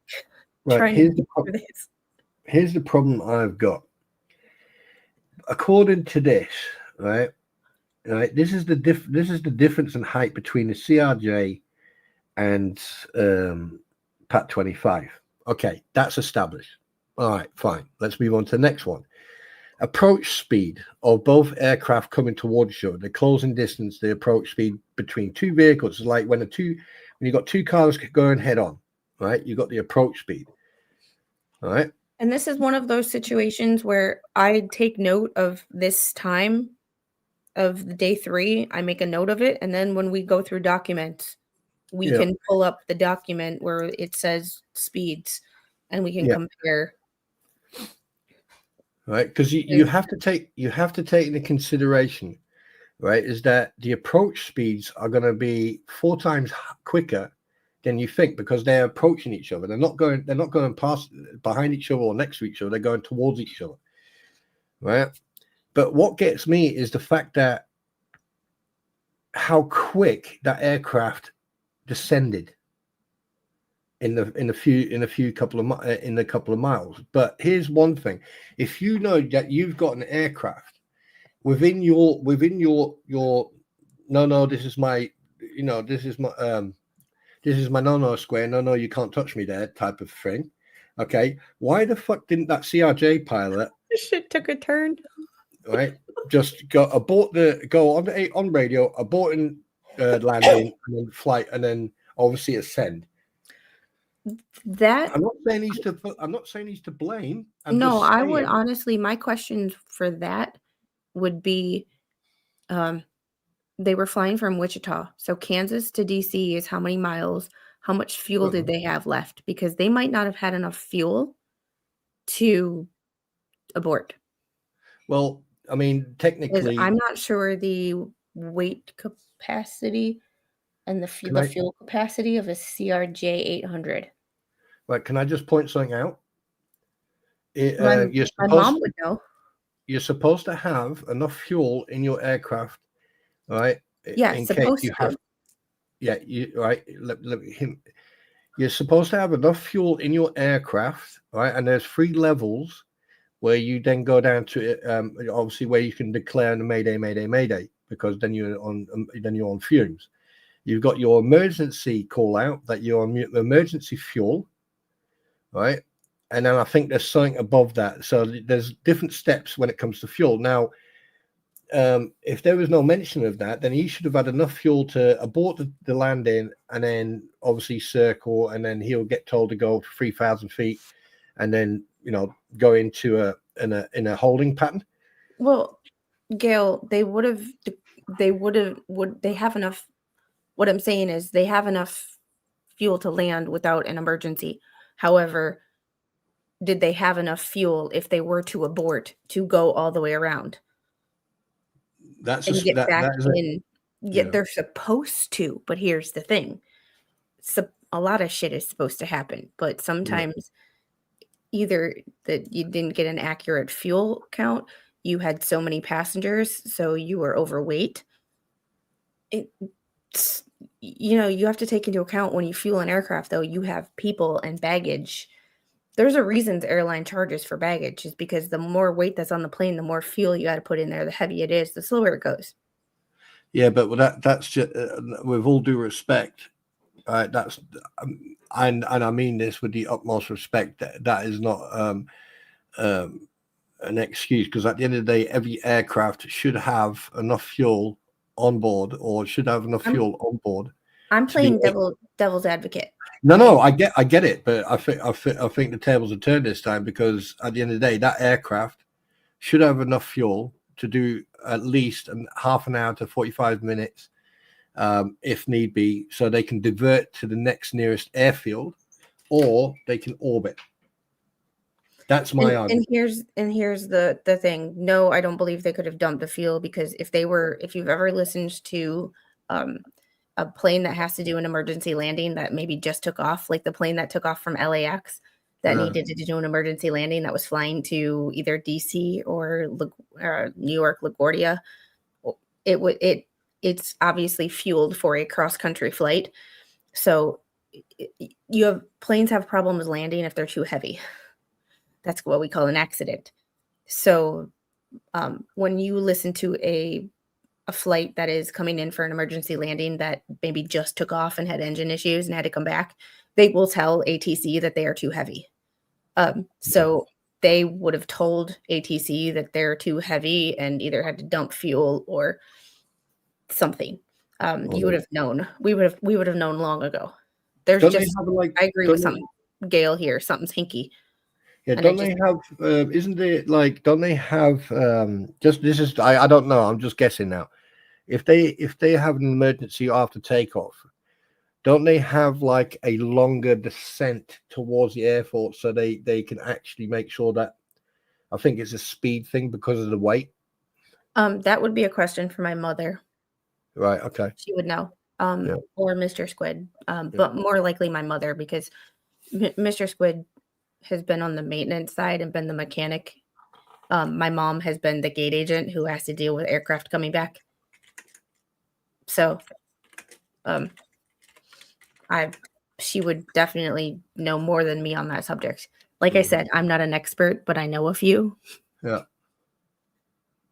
People who have more experience with aircraft that have had emergencies. I'm sure sometime in her career, she had an aircraft come back with an emergency, or she had an emergency landing. So I'm pretty positive that she would know that. Yeah. However, she's at work right now, and I don't know that. Yeah. So we are going to get back on this before we dive down another rabbit hole. That'll be a rabbit hole for another time. Absolutely. Oh, this will be a deep dive rabbit hole that we will go down. It's just a matter of when.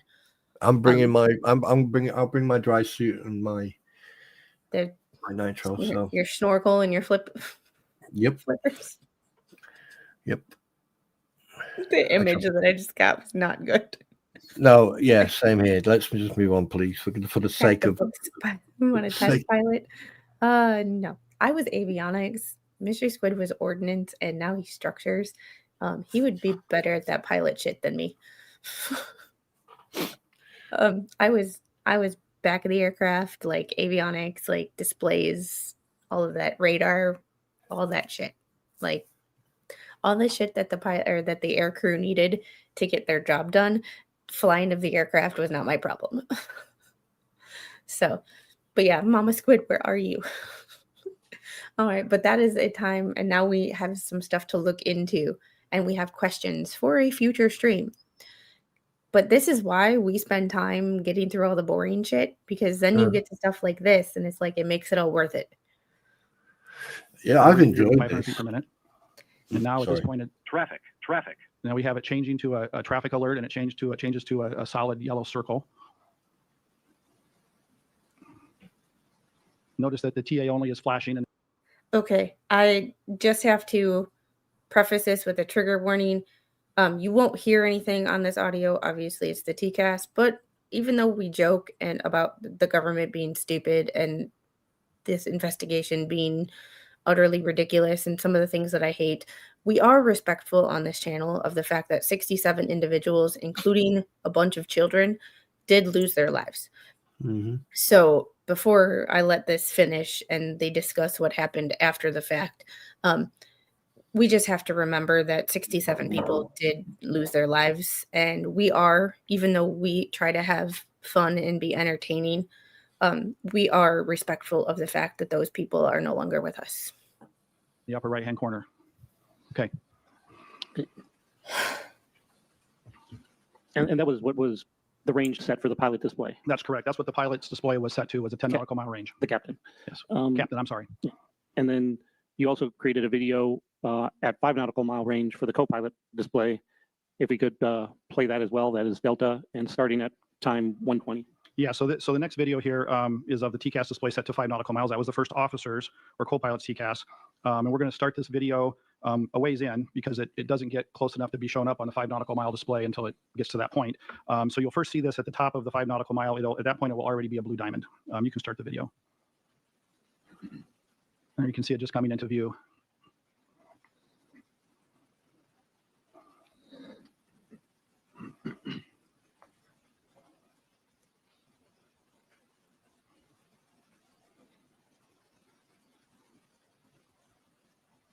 And what this doesn't do is take into account heading. It's his only altitude.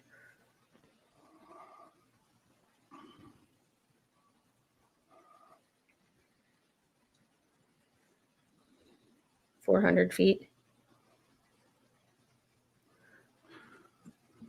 I'm so So confused again, right here there. in a few moments, we'll see it change to a yellow circle, and that happens at about 1.5 miles. Traffic. Now they're dropping.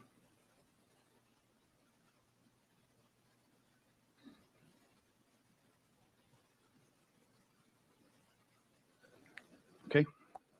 And those videos were done with only the UH-60 on the display. Correct. And you did do another video with the other traffic on the display. Yeah, we did a With the 10. we did a second set of videos. This is a 10 nautical mile one, and it shows other traffic in the area. So we're showing the approximately last 60 seconds here. So what you got to be aware of is that the UH-60 is already inside the 5 nautical mile range, and it is represented by the blue diamond with the -04 underneath. And you can also see then if you want to start playing on this one.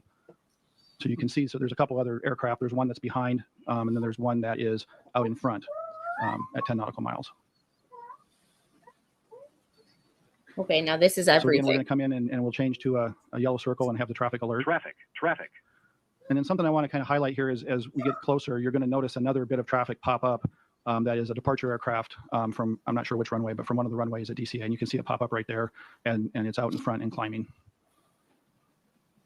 Okay. And with the symbology on the display with the diamonds, you really don't know the direction of the airplane or the traffic unless you monitor it, correct? That's correct. You know the relative direction of it, and if you're watching it, you can see relative to your own aircraft where that traffic is located. But if you're not monitoring it, then obviously you wouldn't be seeing that. Okay. Question. Could they why haven't we been able to integrate like a heads up display with this so you can not only see the TCAS and where or what aircraft are close to you, but I can think of a freaking system that I can't say. Yeah, some aircraft do have it. Well, There are sorry. As- There as are like- there are. Okay. The system I'm thinking of is classified, so I can't speak much on that. But I know But of a system that combines the two. Why don't they have it? Mhm. But I do know that civilian airliners do have head-ups display systems. I think it's like the 380. I think Airbus has got it. I don't really know, but I do know that there are some aircraft out there that do have head-up display systems. But one thing I think everyone needs to take into account, these aircraft were coming towards each other. So obviously the approach speed, you need to remember that. Yeah, but they're not exactly coming head on. They're coming at No. like And like that's a- what makes me, that's why I'm a bit confused, because in that header, that display, the aircraft is obviously represented by that little aircraft in the center of the box. Now they were coming directly towards each other, but Pat 25 was going sort of like off to the right. This aircraft is coming in, so why was that aircraft not coming from the right? It came straight down. display only shows head on. That's the TCAS only shows distance. It doesn't show heading, Interesting. which is one of the things that I was like, why haven't we integrated a TCAS system that shows not only distance but direction? Yeah. Maybe that's probably they don't do that because it'll overwhelm the pilots or something. They'll get confused or. I don't know. That's one of those things where it's like, I know a few people that have private pilot licenses, but only for small aircraft. So they, like single engine aircraft. So I couldn't. Yeah. The whole thing. Did the helicopter not move up or down or something to avoid this $1 million question? The thing that didn't make any sense to me. Like, Well, no disrespect, but when they went through the flight path of the helicopter, right? Yes, it was going up and down, but here on this TCAS videos, it's like that helicopter decided to go, fuck it, I'm at 200, I'm going to go to fucking 800 now. I'm at 800 now, I'm going to go down to 300. Like if you actually watch the how quick it went down and then how quick it went up, at one point it was still at 400. So now what you have to do is now go take that video, put it to one side, and then look at the flight plan, look at where if they actually went above 400. and this is where we why we always, in my streams I like to bring up multiple documents and compare them. Yeah. This is the Hi, Ammo go. Amos girl. Hi. Jeffrey, I'm not an idiot, mate. I get it. I do get it, but there's a lot of things that what these guys are saying, and they're showing this TCAS information, right? It's contradicting what the flight path of the helicopter was, because I can still remember the flight path. There you go, right? The flight. I mean, if you look at that flight path, right? They were going up and down in height, but they were descending just before impact. But the thing is, if you look at the TCAS, at one point it was 400, and they were within 3 miles of each other. So what you need to do is then look at the flight plan there, find out what height they were, and then correspond it to the TCAS information. And you can kind of see, not specifics and not accurate numbers, but if you look back at this flight path all the way back to Pat 25 at the top of the page, because this is the preliminary report, you can see them going down. The key bridge is back here, or was back here. The key bridge no longer exists. It was taken out by a barge earlier, or by a ship earlier this year. But you can see them descending, but then you can also, it shows like right here, this area, they start, I'll zoom in, they start climbing right here. Yeah, but they then start descending, and I Descending. think they got to. I think they then- were at 270 feet at that point. I think so. And Yeah. remember, they're at 270 feet. Their ceiling is 200 feet. Yeah. I mean, I'm For not the- disputing that. I'm not No, disputing not that. not for that's not for you. That's just for the Oh, chat right. who might not have been here for Yeah. the past 6, because we have a lot of people here who might not have been here for any of our aviation streams because for whatever reason. But Should we hold? Do you know what? Can we hold on to this one, and then when all this is done and over with, once we discuss this, we then take the information from the TCAS, what they've just spoke of, and then we look at the flight path and the heights of PAT 25, and then we look at the TCAS information videos they've shown, because I am absolutely sure that by the time they went past the second bridge, not the key bridge, but it was the second one. this Just one where right the here, yeah, around there, they were already below 400 or 300, or they were around 300 or so. yeah. And So- this is page 1 of the. Let me zoom through this real quick. This is the preliminary report. We went through this months ago, but they did have. They did have, I believe, the ceiling and the actual route for somewhere right here. Oh, there it is. Right here. I was like, I know it's somewhere. And now some of y'all realize why sometimes I'm like, I get confused with shit because I'm looking at pages and pages and pages and pages and pages of stuff where I'm like, I know I saw it. I just don't know where. The helo was moving forward. Helo was head on, like they were going straight, like they were heading out of DC. So these Yeah. are the 3 the 3 runways basically. This was where they were originally supposed to land. This is the runway they got diverted to. We're not going to go down that rabbit hole. No. This is Route 4 that the helo was on. Yeah. So back here, this is their 200 foot, 200 foot, 200 feet. Memorial Bridge is where they That's go right. to 200 feet. Yeah, because they go from 300 max to 200 by Memorial Bridge.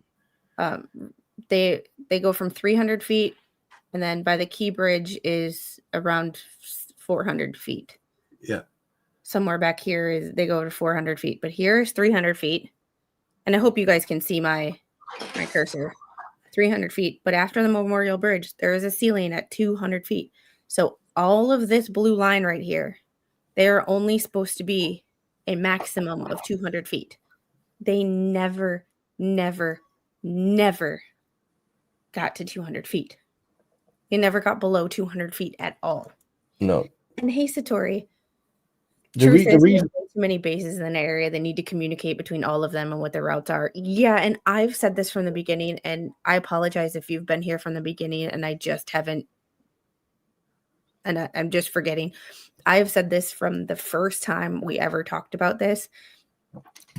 Being former military aviation, I've never seen where you need on a military operation, and everything that we do when we're not deployed is a training mission. Everything that we do in training should not put civilians in harm's way at all. They did not sign up for this shit. We did. They did not. So the fact that a military aircraft is passing through the landing area of a civilian airport is so wrong to me on so many levels that I just can't. That would have solved this whole problem. And I understand they need evacuation routes to get people out of DC. Find a different way. Do better. I'm not going to go into it now, but I'm going to check something because I can remember certain that, like, I think when they passed Jefferson Memorial, I think they were sort of hovering around 300, and they ascended and then started coming down again. And by the time they got to Haynes Point, I believe they were like hovering between 280, 290 and started descending. And then that's when they started descending because if I can remember correctly, the TI told her to come over to the left, which I think was around there, and just where the 4 is. I think, you know, where the route 4, the word route 4, just there, right there. That's where she was going over to the right too much, and she got told. No, it's a little bit further up actually. She got told to come over to the left just before collision. Because here's the actual. Yeah, because I know for a fact that at one point she was around 240, 250. Yeah, about there. That's where she got told. And this you can also see that they're supposed to be hovering the shoreline, according to that warrant officer pilot who is on this panel. They're supposed to be hovering the shoreline. Nowhere here is she near the shoreline. No, nowhere. She is like, I can't say she's dead center, but she's like a third of the way in. Yeah, she's supposed to be. And her being on the shoreline would give more separation or vertical separation between her and the helo, or her and the CRJ. Sorry, my bad. But like, it's just. Yeah, because if you look at the route there, just below the arrow, you can see a deviation in their route because it goes to left, and that, I think that was around the time he said come over to the left more, and if I can remember correctly, and don't quote me on this because I've got all these numbers going from my head right now, I think they were approximately 260, 270. And by the time before impact, that's obviously they were too slow to descend. Basically, from the tip of that island to the spot of contact, had they have descended a little bit quicker, I doubt very much this would have taken place in the first place. Yeah, there's a lot of what if. Yeah. If this hadn't happened, then this wouldn't have happened. If but they would have stayed on runway 1, none of this would have happened. But the thing is, what they're saying in the TCAS videos contradicts. Sorry. When you're done, I have a comment to respond to because I know the answer to this. Yeah. The thing is, what gets me is the TCAS video, and look, it could be me. I could, unless I start going through the documents myself, right? What makes no sense is like within the 2.5 mile. Yeah. I mean, if you look there, right, it's already 0.95 of a nautical mile, and they still had them right at a certain height between the two aircraft. So you got the CRJ at the top, you got Pat 25 at the bottom, right? But so you have to calculate the 270 feet plus the height of the CRJ. So you've got 100 feet. So that's 375 feet. So what descent rate was he coming down at?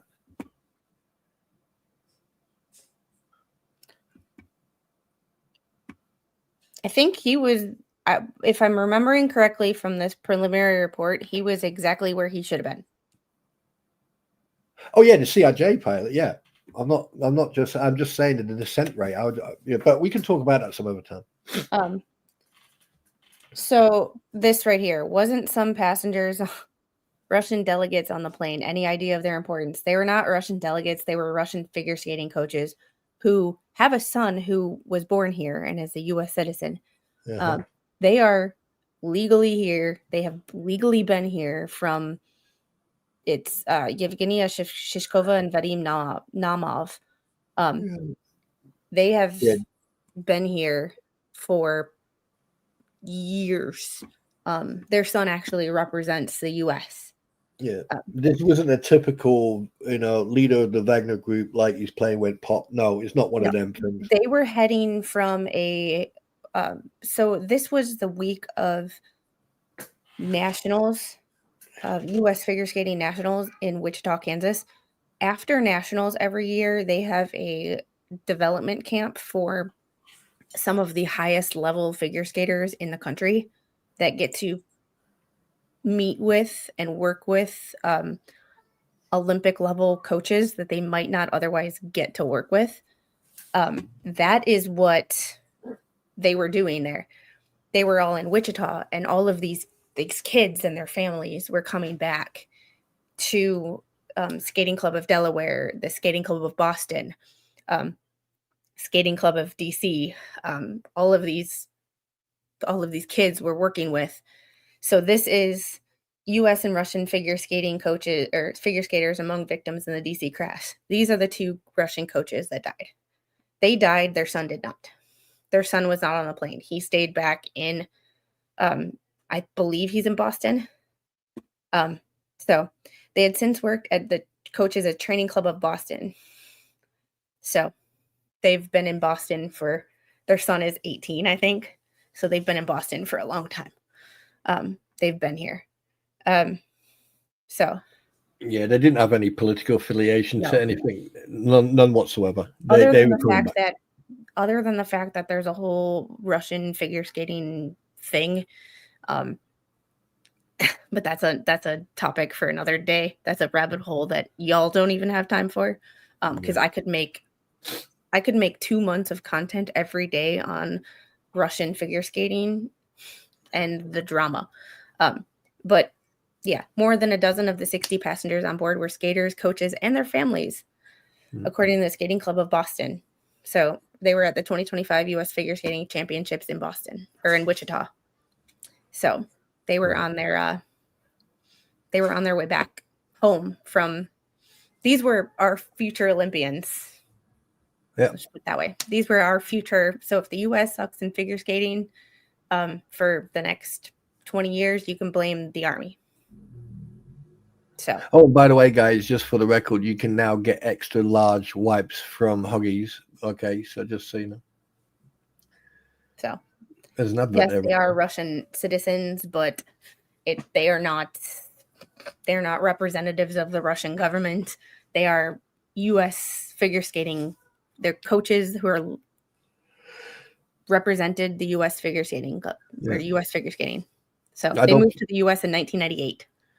I don't think anyone should mix these individuals to any type of political spectrum, because and that's what one of the initial like conspiracy theories was. And I'm all for not believing everything we're told in the media, obviously. However, this is one that, from my personal experience of having worked at a Olympic training facility, having worked with figure skaters who some of them actually went on to be very high level skaters, this is not a thing. Their son is 22. Keep pushing it, Jeff. Keep pushing it, sunshine. So, yeah. So, yeah, honestly, any flight out of DC is going to have some delegate or another. Yeah, these were just 2 figure skating coaches from Boston who just happened to be Russian citizens.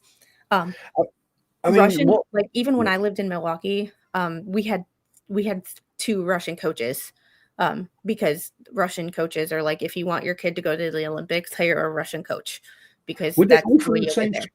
Right? Would they all? I mean, this is because obviously I know that they were ice skating team, but were they all representing the same school or the same same sort of group, or were they from some were Skating Club of Boston, others were Delaware or Figure Skating Club of Delaware, Skating Club of Northern Virginia. Oh, so it was a mixed. It was a mixed bag. Yeah. Right. Okay.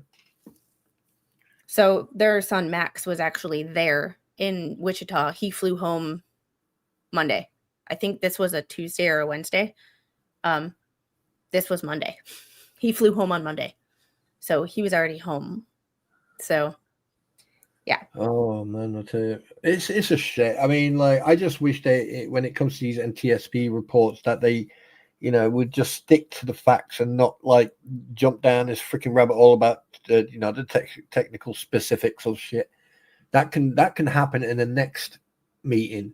Just deal with the facts now and then go into the technical aspects in a second hearing.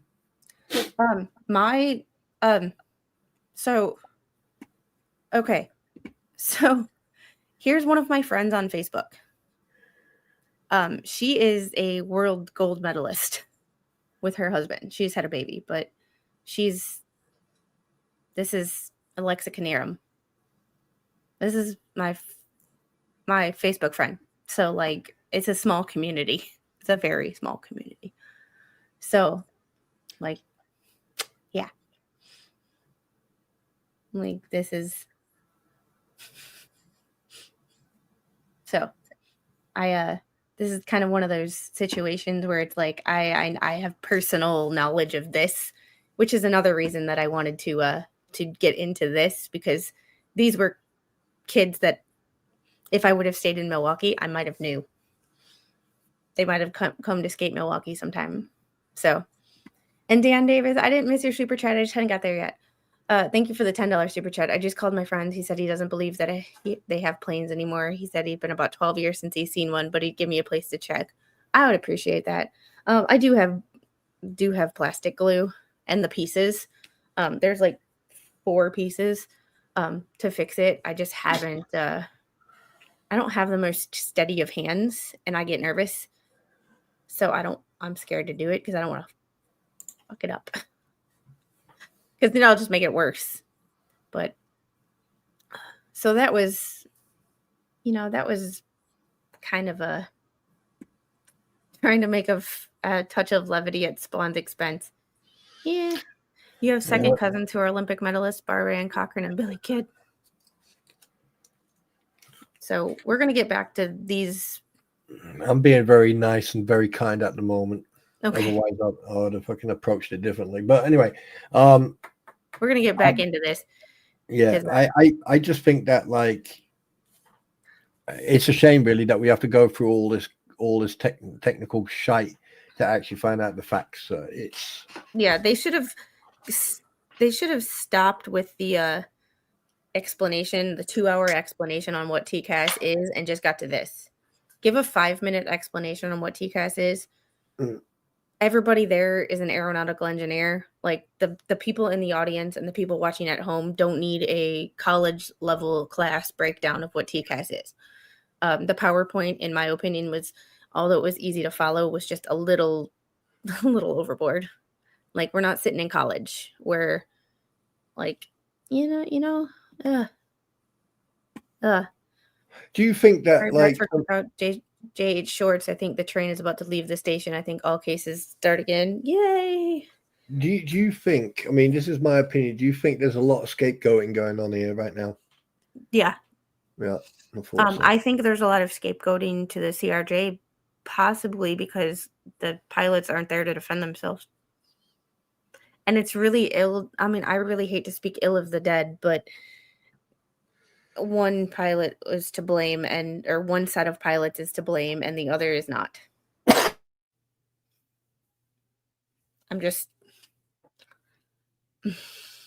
But I don't know. It's a tough situation, but we are going to maybe go another 5 to 10 minutes, and then we will wrap up and kind of give final thoughts. Because my child is running around like a crazy woman, and I don't know why. I don't know. That was weird.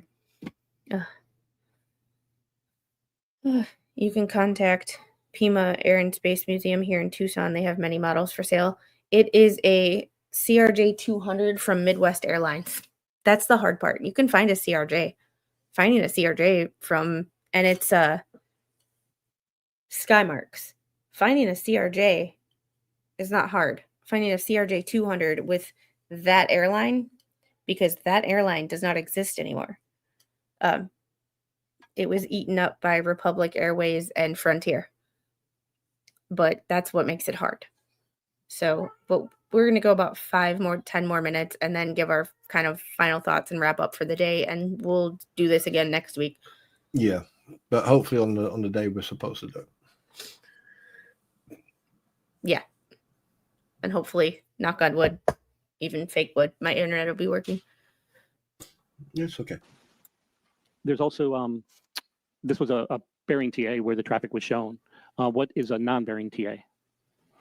So in the event that you would have a non-bearing traffic advisory, or the directional antenna was not functioning for some reason, you wouldn't have the targets show up on the display. You would not have that icon. So you would have essentially no icons on the display, or you'd be absent certain icons depending on the situation. However, you would still get traffic advisories and if appropriate, resolution advisories. What you would see on the traffic display in that case is a little bit different. And I'm wondering if it's possible to go to 9 Air B. On page 13, there's a picture of what that no bearing display would look like. It's actually for the exhibit. It's page 14. Okay, Figure the 9. light. So again, this is the case where you would have a no bearing TA. So there's an absence of an icon indicating the traffic. Down in the lower part of the display, you see TA 2 nautical miles minus 400. So that indicates that the location of the traffic is 2 miles away and that it is 400 feet below. You would also get the TA only on the upper right hand corner, and if appropriate, you would have a traffic enunciation as well. Okay. Based on the geometry and where is the omnidirectional antenna located, and where is the directional antenna located for TCAS? So the directional antenna would be located on the top of the airplane, and the omnidirectional antenna would be located on the bottom of the airplane. Based on Collins's experience with that airplane and those antenna locations and the geometry, what is your experience with the bearing TA versus a no bearing TA in that geometry? So based on the relative geometries of the aircraft, and with the UH-60 being out in front and below, providing that all the equipment was functioning appropriately, we believe it's a high likelihood that there would have been a bearing target, that the directional antenna would have tracked that target, and we would have had that information available. Okay. That's all I have. Did you notice that? Captain Stone, you can. Okay. So I'm going to go to Captain Clow. Did I know? Oh yeah, disregard. You've just disregard. Carry on. Did I notice what? No, that last screen that he showed with the traffic only, top left hand side, it said radar off, but you've already explained. Oh yeah, it said radar off.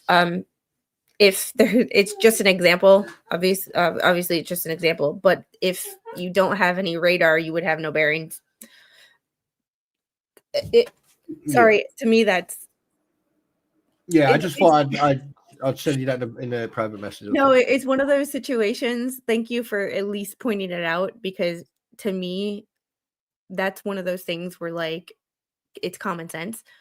Because I worked on radar. Like, you don't have any radar, you won't have any bearing or bearing information. So it kind of just, to me, it was like common sense. But I know that that's not everybody, and that's the other reason that I appreciate you being here, is because we always like you correct me and answer or ask questions sometimes when I just let my knowledge just ignore what a possible question would be.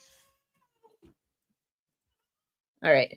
Pilot actions for responding to a traffic advisory. Captain Stone, our guidance tells pilots not to maneuver based on the traffic advisory alone and to attempt to acquire the traffic visual out of the window. Okay, what would you expect the flight crew to do when the traffic advisory goes off? I would expect them to glance down at the MFD, as Dr. Kassner said, to get an idea of which window and what location to begin their scan, but it would be a brief glance and then looking out of the window to try and acquire that traffic. So can you give us reasons as to why it may be difficult, or why the pilots might not respond doing the tasks that you just described?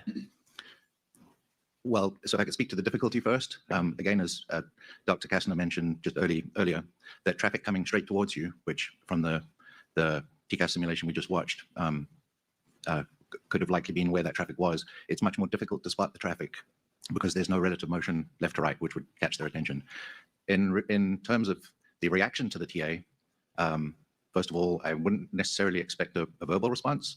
PSA SOP does not require a verbal call out for a traffic advisory. And if I was PSA is the airline that was operating this flight from American Airlines.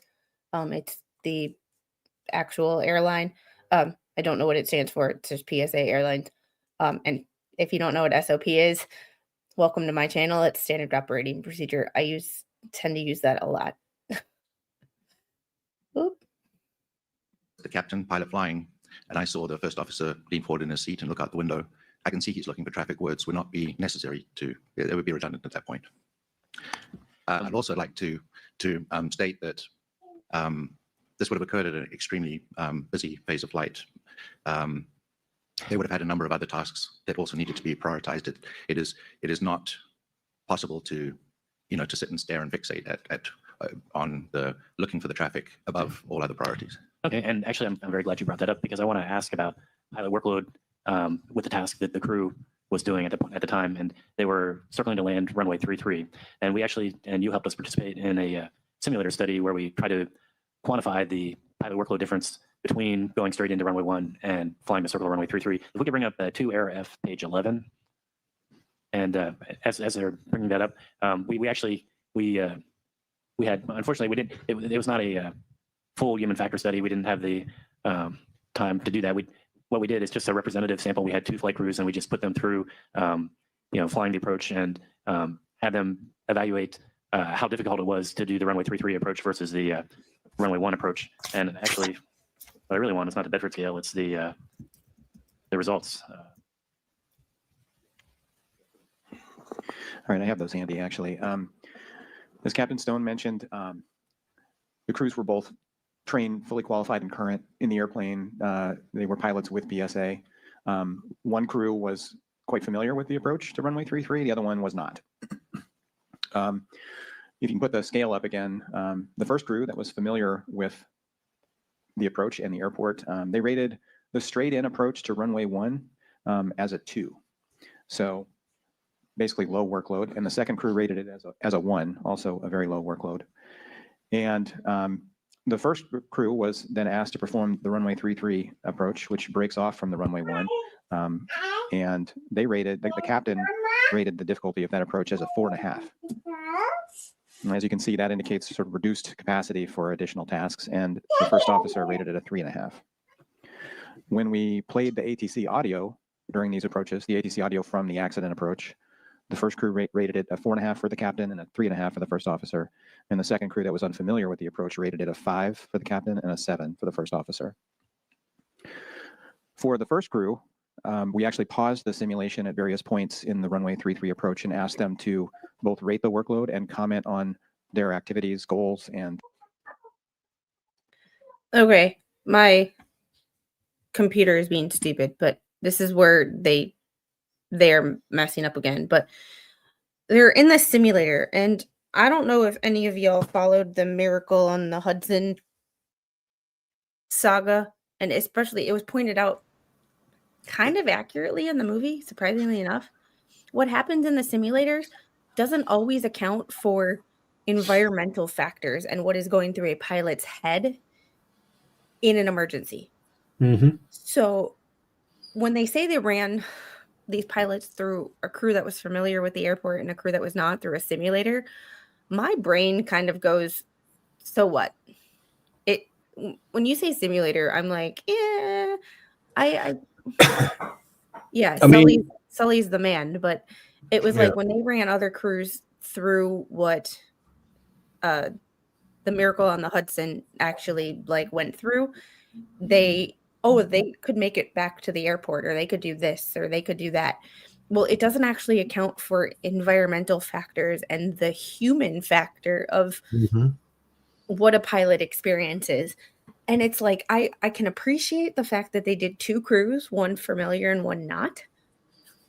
But I'm still like, it's a simulator. It can only simulate so much. Yeah, and just in regards to the Sully thing, if I may, I've got 2 points to that. The first point is try to replicate what happened on the Hudson. It's going to be virtually impossible. It was. Have you tried it?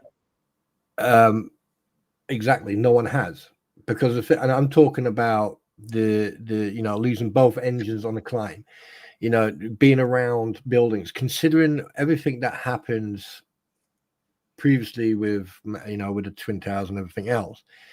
I mean, and I watched that film, and I've also followed the real guy, and I watched the interviews he did and everything else.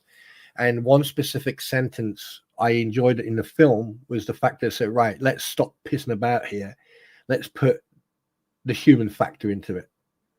because I also, funny enough, I came across a video of someone on a flight simulator, and he tried to replicate, and he was also able to land at that. But the thing is, he was just like, okay, I've lost engines. I'm at this height. I'm going to glide to Guardia Airfield. Right, fine.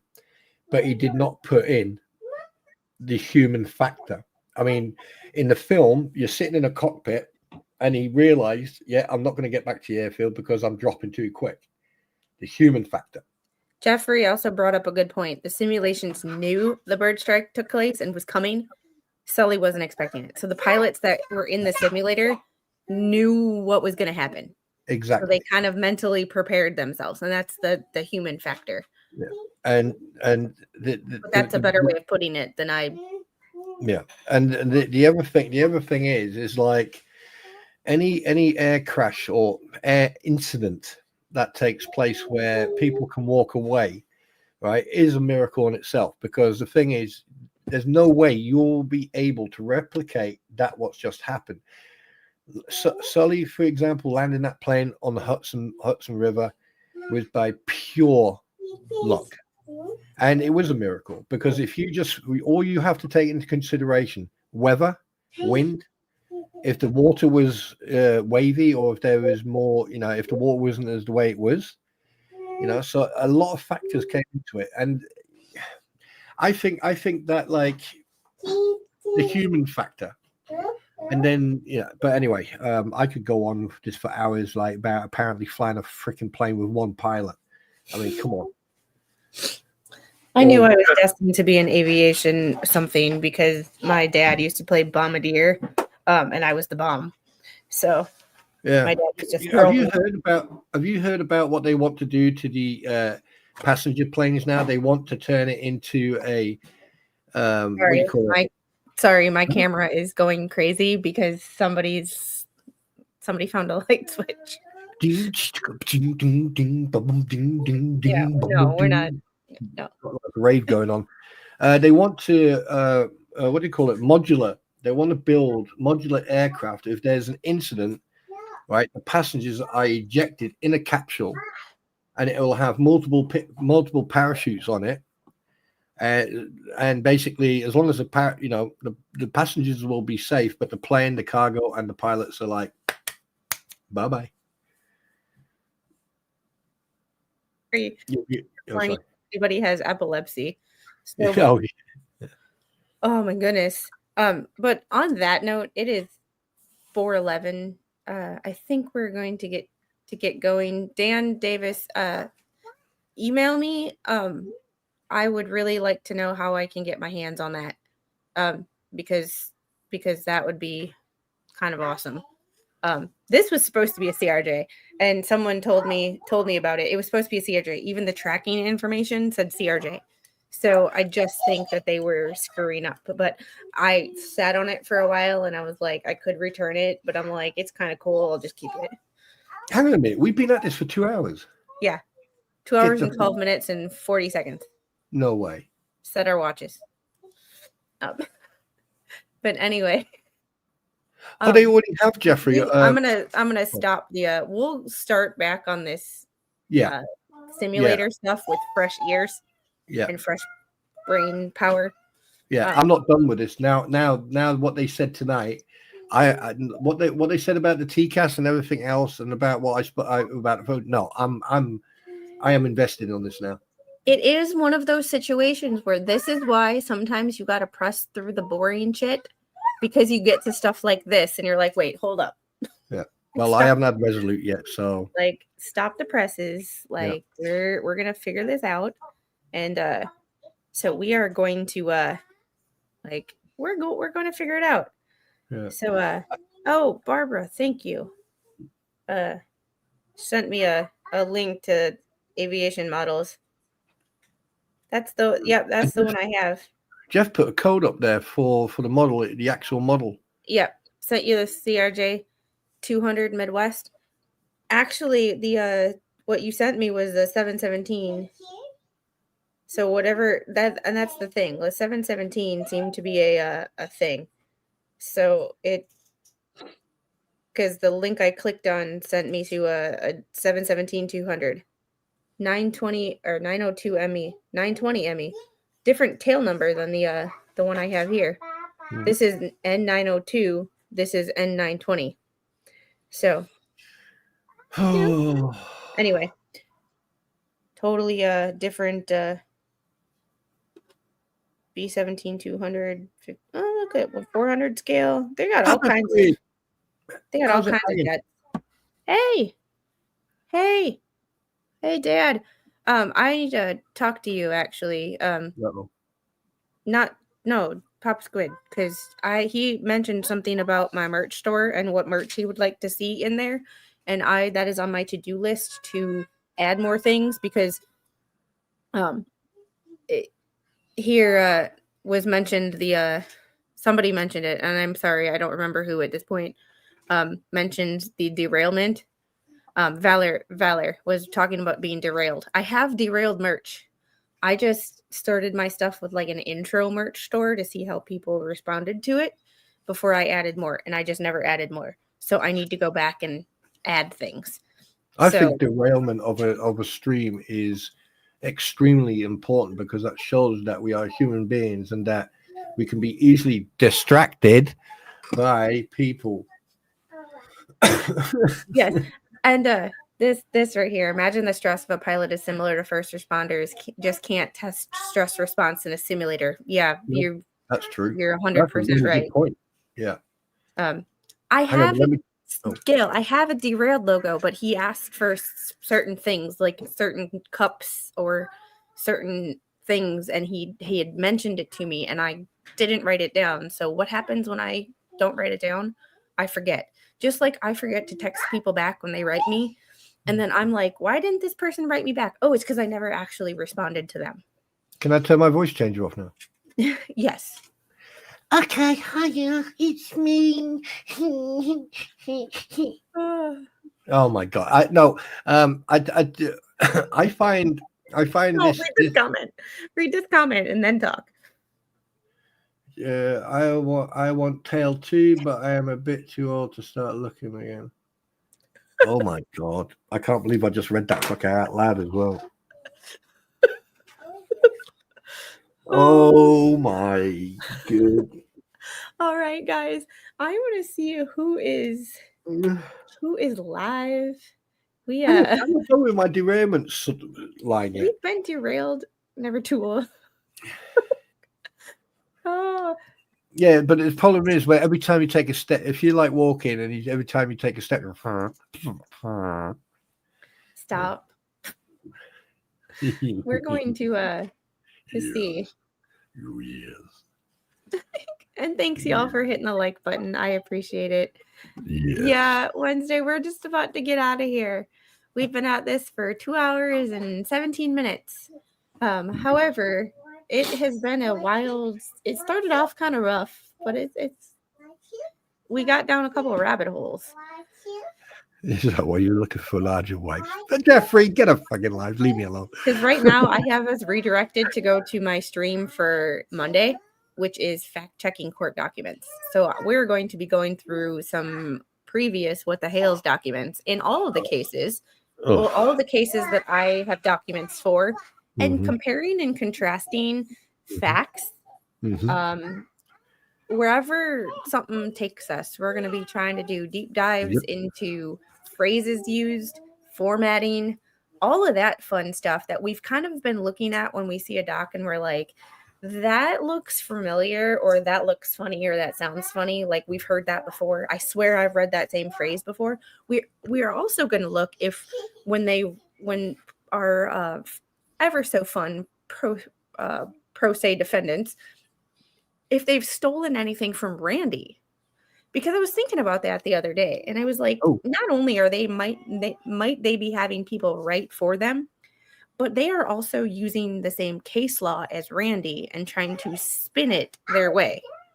But remember, just like when we read that case yesterday, and a case that our infamous judge Hannah Dugan cited yesterday was taken out of context, and her attorney didn't bother to put the rest or read the rest of the case. Our district judge said if you would have read the rest of it, it kind of derails your whole argument here. I've already got a new nickname for the So, crampons. I did not, because I've been live. So I believe she went live either right at around the same time. We went live at 2:00. So either right before, right after. Did we? I never got a notification. So, she, but I don't know when she was live, so I didn't watch it because I was live. So there's a Yes. there's a a little hard to watch somebody else's stream when I'm Live. Yes. Lord Niagara. But we will see if there's anybody else to go redirect to. If not, I'm gonna send you over to my other stream, and y'all just go give it a thumbs up and tell me what you want to look at. Also, if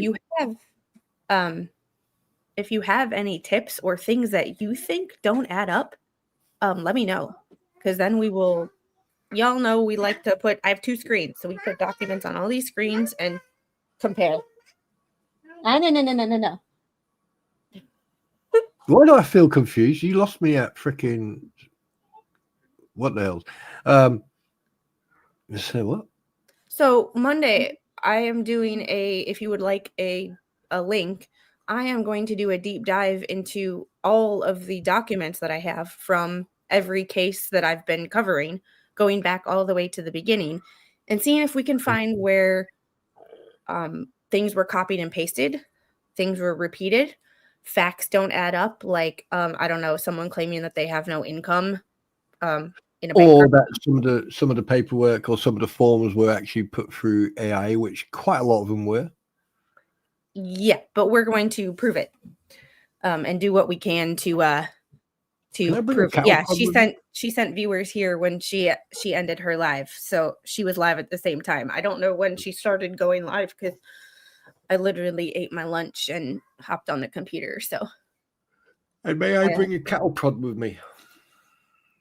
yeah, you can bring whatever you need to. Timothy, how are you? Dang, did I miss the whole thing? Unfortunately, but that's all right. There's always replay. And guess what? I am not going anywhere anytime soon, so there will be another stream. I promise. There will be. We have updates. Sarah Boone's lawyer asked for an extension of time. There is I have to look at my calendar to give you guys updates on cases. Sean Steins has a hearing next Tuesday. Mickey Steins, the sheriff in Kentucky. If that is streamed live, we will be doing that. If not, I will be doing it when I can catch the video is posted. There is Hannah Dugan, the rogue judge out of Milwaukee, has a court hearing at noon on Wednesday. So when the minutes are posted in the docket on Pacer, we will be going through that. Have you seen Jeff's comment by any chance? Good. There are tools for detecting plagiarism. Think we could test the submissions for the repeats with similar. We can do whatever. Say yes. Please say yes. Yeah, I'm down. Like I said, this is a deep dive. This is taking the documents because I've literally tried to only follow the documents. I hear about drama peripherally, like this billboard thing. I know a little bit about it. Like I heard Rosalind talk about it yesterday. I'm kind of confused on it. I don't get it, but that's because I only know like a quarter of the story. I try to pay attention to documents and deal with facts. Yeah, and don't look at me because I am not paying attention to half of the crap that goes on anyway. So I'm getting bored with it. If you're going to do it, do it. Don't talk about it. So I wanted to take the documents, and I swear every time that I do a document read, me as well as half the chat are literally like, I've seen this before, or this sounds familiar, or that's the same case that was cited 10 other times. I want to go back and I want to be like, well, who cited the case originally? In what context? Was it stolen from Randy? And is that where you got the case from and just decided to spin it? It's one of these things of like, we have hundreds of documents now. So now we need to, I'm curious on like the plagiarism aspect and all of that stuff. I mean, like there's been a lot of stuff that I clocked on Manskinny and other people when they were putting documents out, and I was like, hang on a minute. No, that's copy and pasted. You can tell it's copy and pasted. or with a signature. I mean, it took me seconds to realize that he was, Yeah, it's. like I mean, what's his name's middle initial? Jabba the Hutt. No, the lawyer. Oh yeah, he The Scott middle Stark. initial, Scott His Stark. middle initial. Yeah, I mean, His the middle initial that was posted on a document and yeah. submitted to the court is not his middle initial. And I doubt a person. I highly doubt a person, not just a lawyer, just a person, unless they've had a severe cognitive event, would forget their middle name. I mean, I called it out instantly, and like I got ignored by quite a few people. But whenever people mentioned it, it was like a big thing. But I just find it very strange that, I mean, there's been a lot of stuff that's been said, and I've pointed out, you've pointed out, some other people have pointed stuff out, and it's like it gets ignored. But Yeah, well, I've spent time during live streams literally going, I've seen that in another document, and trying to open up the document and like wasting time trying to find the document that I found it in, or that I read it before, or and now I just want to take a whole entire stream dedicated to that, so that yeah, we can kind of put it in a spreadsheet, put it Mm. on a document, I don't know, so it's all in one place. Yeah. And I know Randy and Jeremy probably know about most of these, but like if we find things that don't add up, I'd send that shit to Randy. Like, here, or Jeremy can give it to Randy. I don't like reaching out to lawyers personally. That shit's just weird to me. But things like I mean, the similar aspects, and maybe we'll find something that Jeremy and Randy didn't see. It's fresh set I mean, eyes. from what I've seen, and like I've been quite honest about this. I don't know that much about American law, or, and I don't really care much for what's going on, because at the end of the day, they're running around. They're trying to run people around in circles to so much that they're just waiting for you to get dizzy. I just got to stop you right there, because don't feel okay. I know you're Welsh. I know. I can hear it. Oh.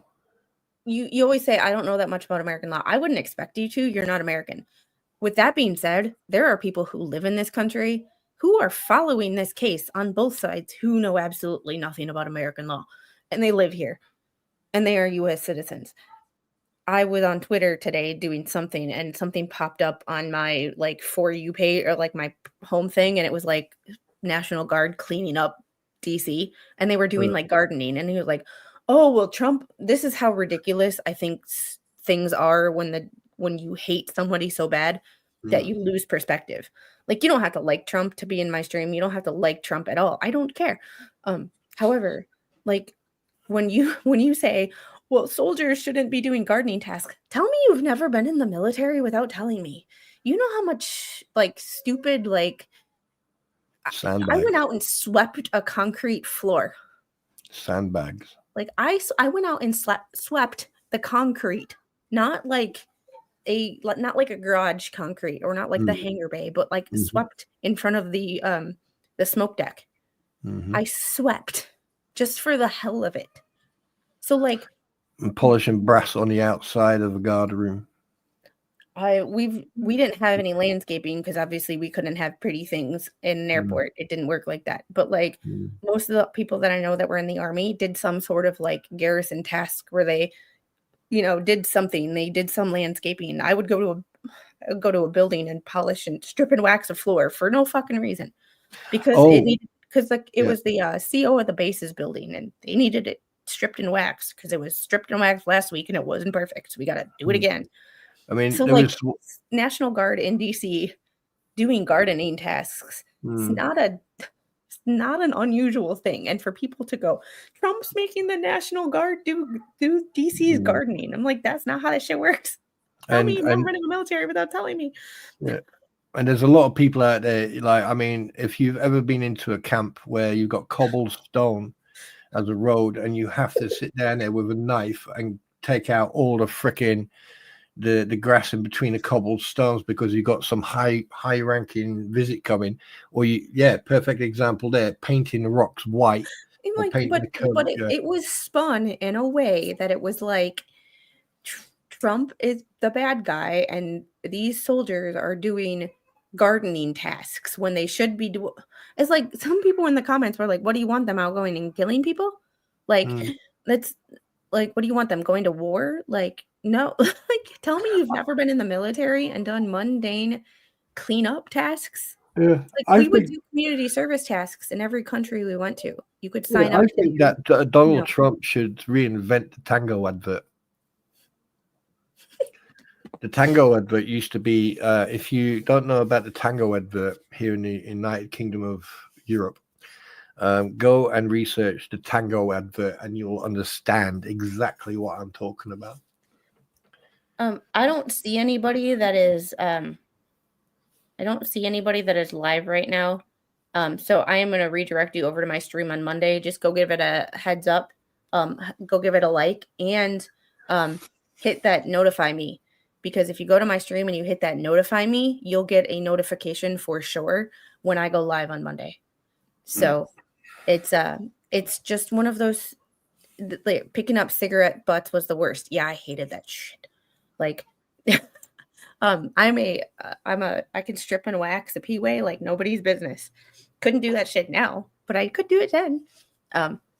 Next they will say KP duty never happened. But it was like fucking pan bashing. Oh God, KPG. Oh, fucking hell. We did shit like that all the time to beautify the area. So why is it's like, tell me you've never been in the military without telling me. Like, it was like, oh, it's like people, I have no issues with anybody who does not know something. There is a lot of shit that I do not know. But it's when people don't know things and tell you they do is the problem. Please, I mean, like when there were days, I mean, I don't know, anyone who served, you know, when you're doing KP duties or what we used to nickname pan bashing, because you got so pissed off of washing all these freaking pans, you'd end up bashing into shit out of them. And like, seriously, the just the mention of you saying KP duties just gave me freaking reoccurring PTSD freaking nightmares, because I can picture right now pan bashing years ago, and it was just scary. It was just so I would rather watch paint dry in a submarine on the outside of it underwater than freaking pan bash freaking kitchen KP and crap. All right, on that one. Sorry, yeah, a clean base is a base the enemy will have a harder time hiding on. All right. Sorry, they call the enemy. Here's your pan. On that note, yes. I will see you guys on the next one. Have a great day. Thanks. Don't try me, Jeffrey. Don't try me. For the new people who have never hung out with me on a stream other than either like What the Hails or a case or a legal case, welcome. Hope you enjoyed it, and it's something a little different that I like to do. I also have some things coming up that I might doing some research and some recording some short form videos on some issues that I've seen come up with a few people. So I'm not going to get into details of it until I drop the videos, but we will be recording some shorter form videos and editing them on time. He's a git. Do you know what? Jeffrey's such a git. He doesn't never stop. You know, I mean, like, he must think I fell out of a tree and hit every branch on the way down and asked for a pay raise. I mean, seriously, dude, come on, stop. HIJKP. All right, y'all have a great day. Thanks for hanging out with me. It's been a trip as always, and I will see you guys on the next one. Not a problem. Bye. You want to do that again? Yeet.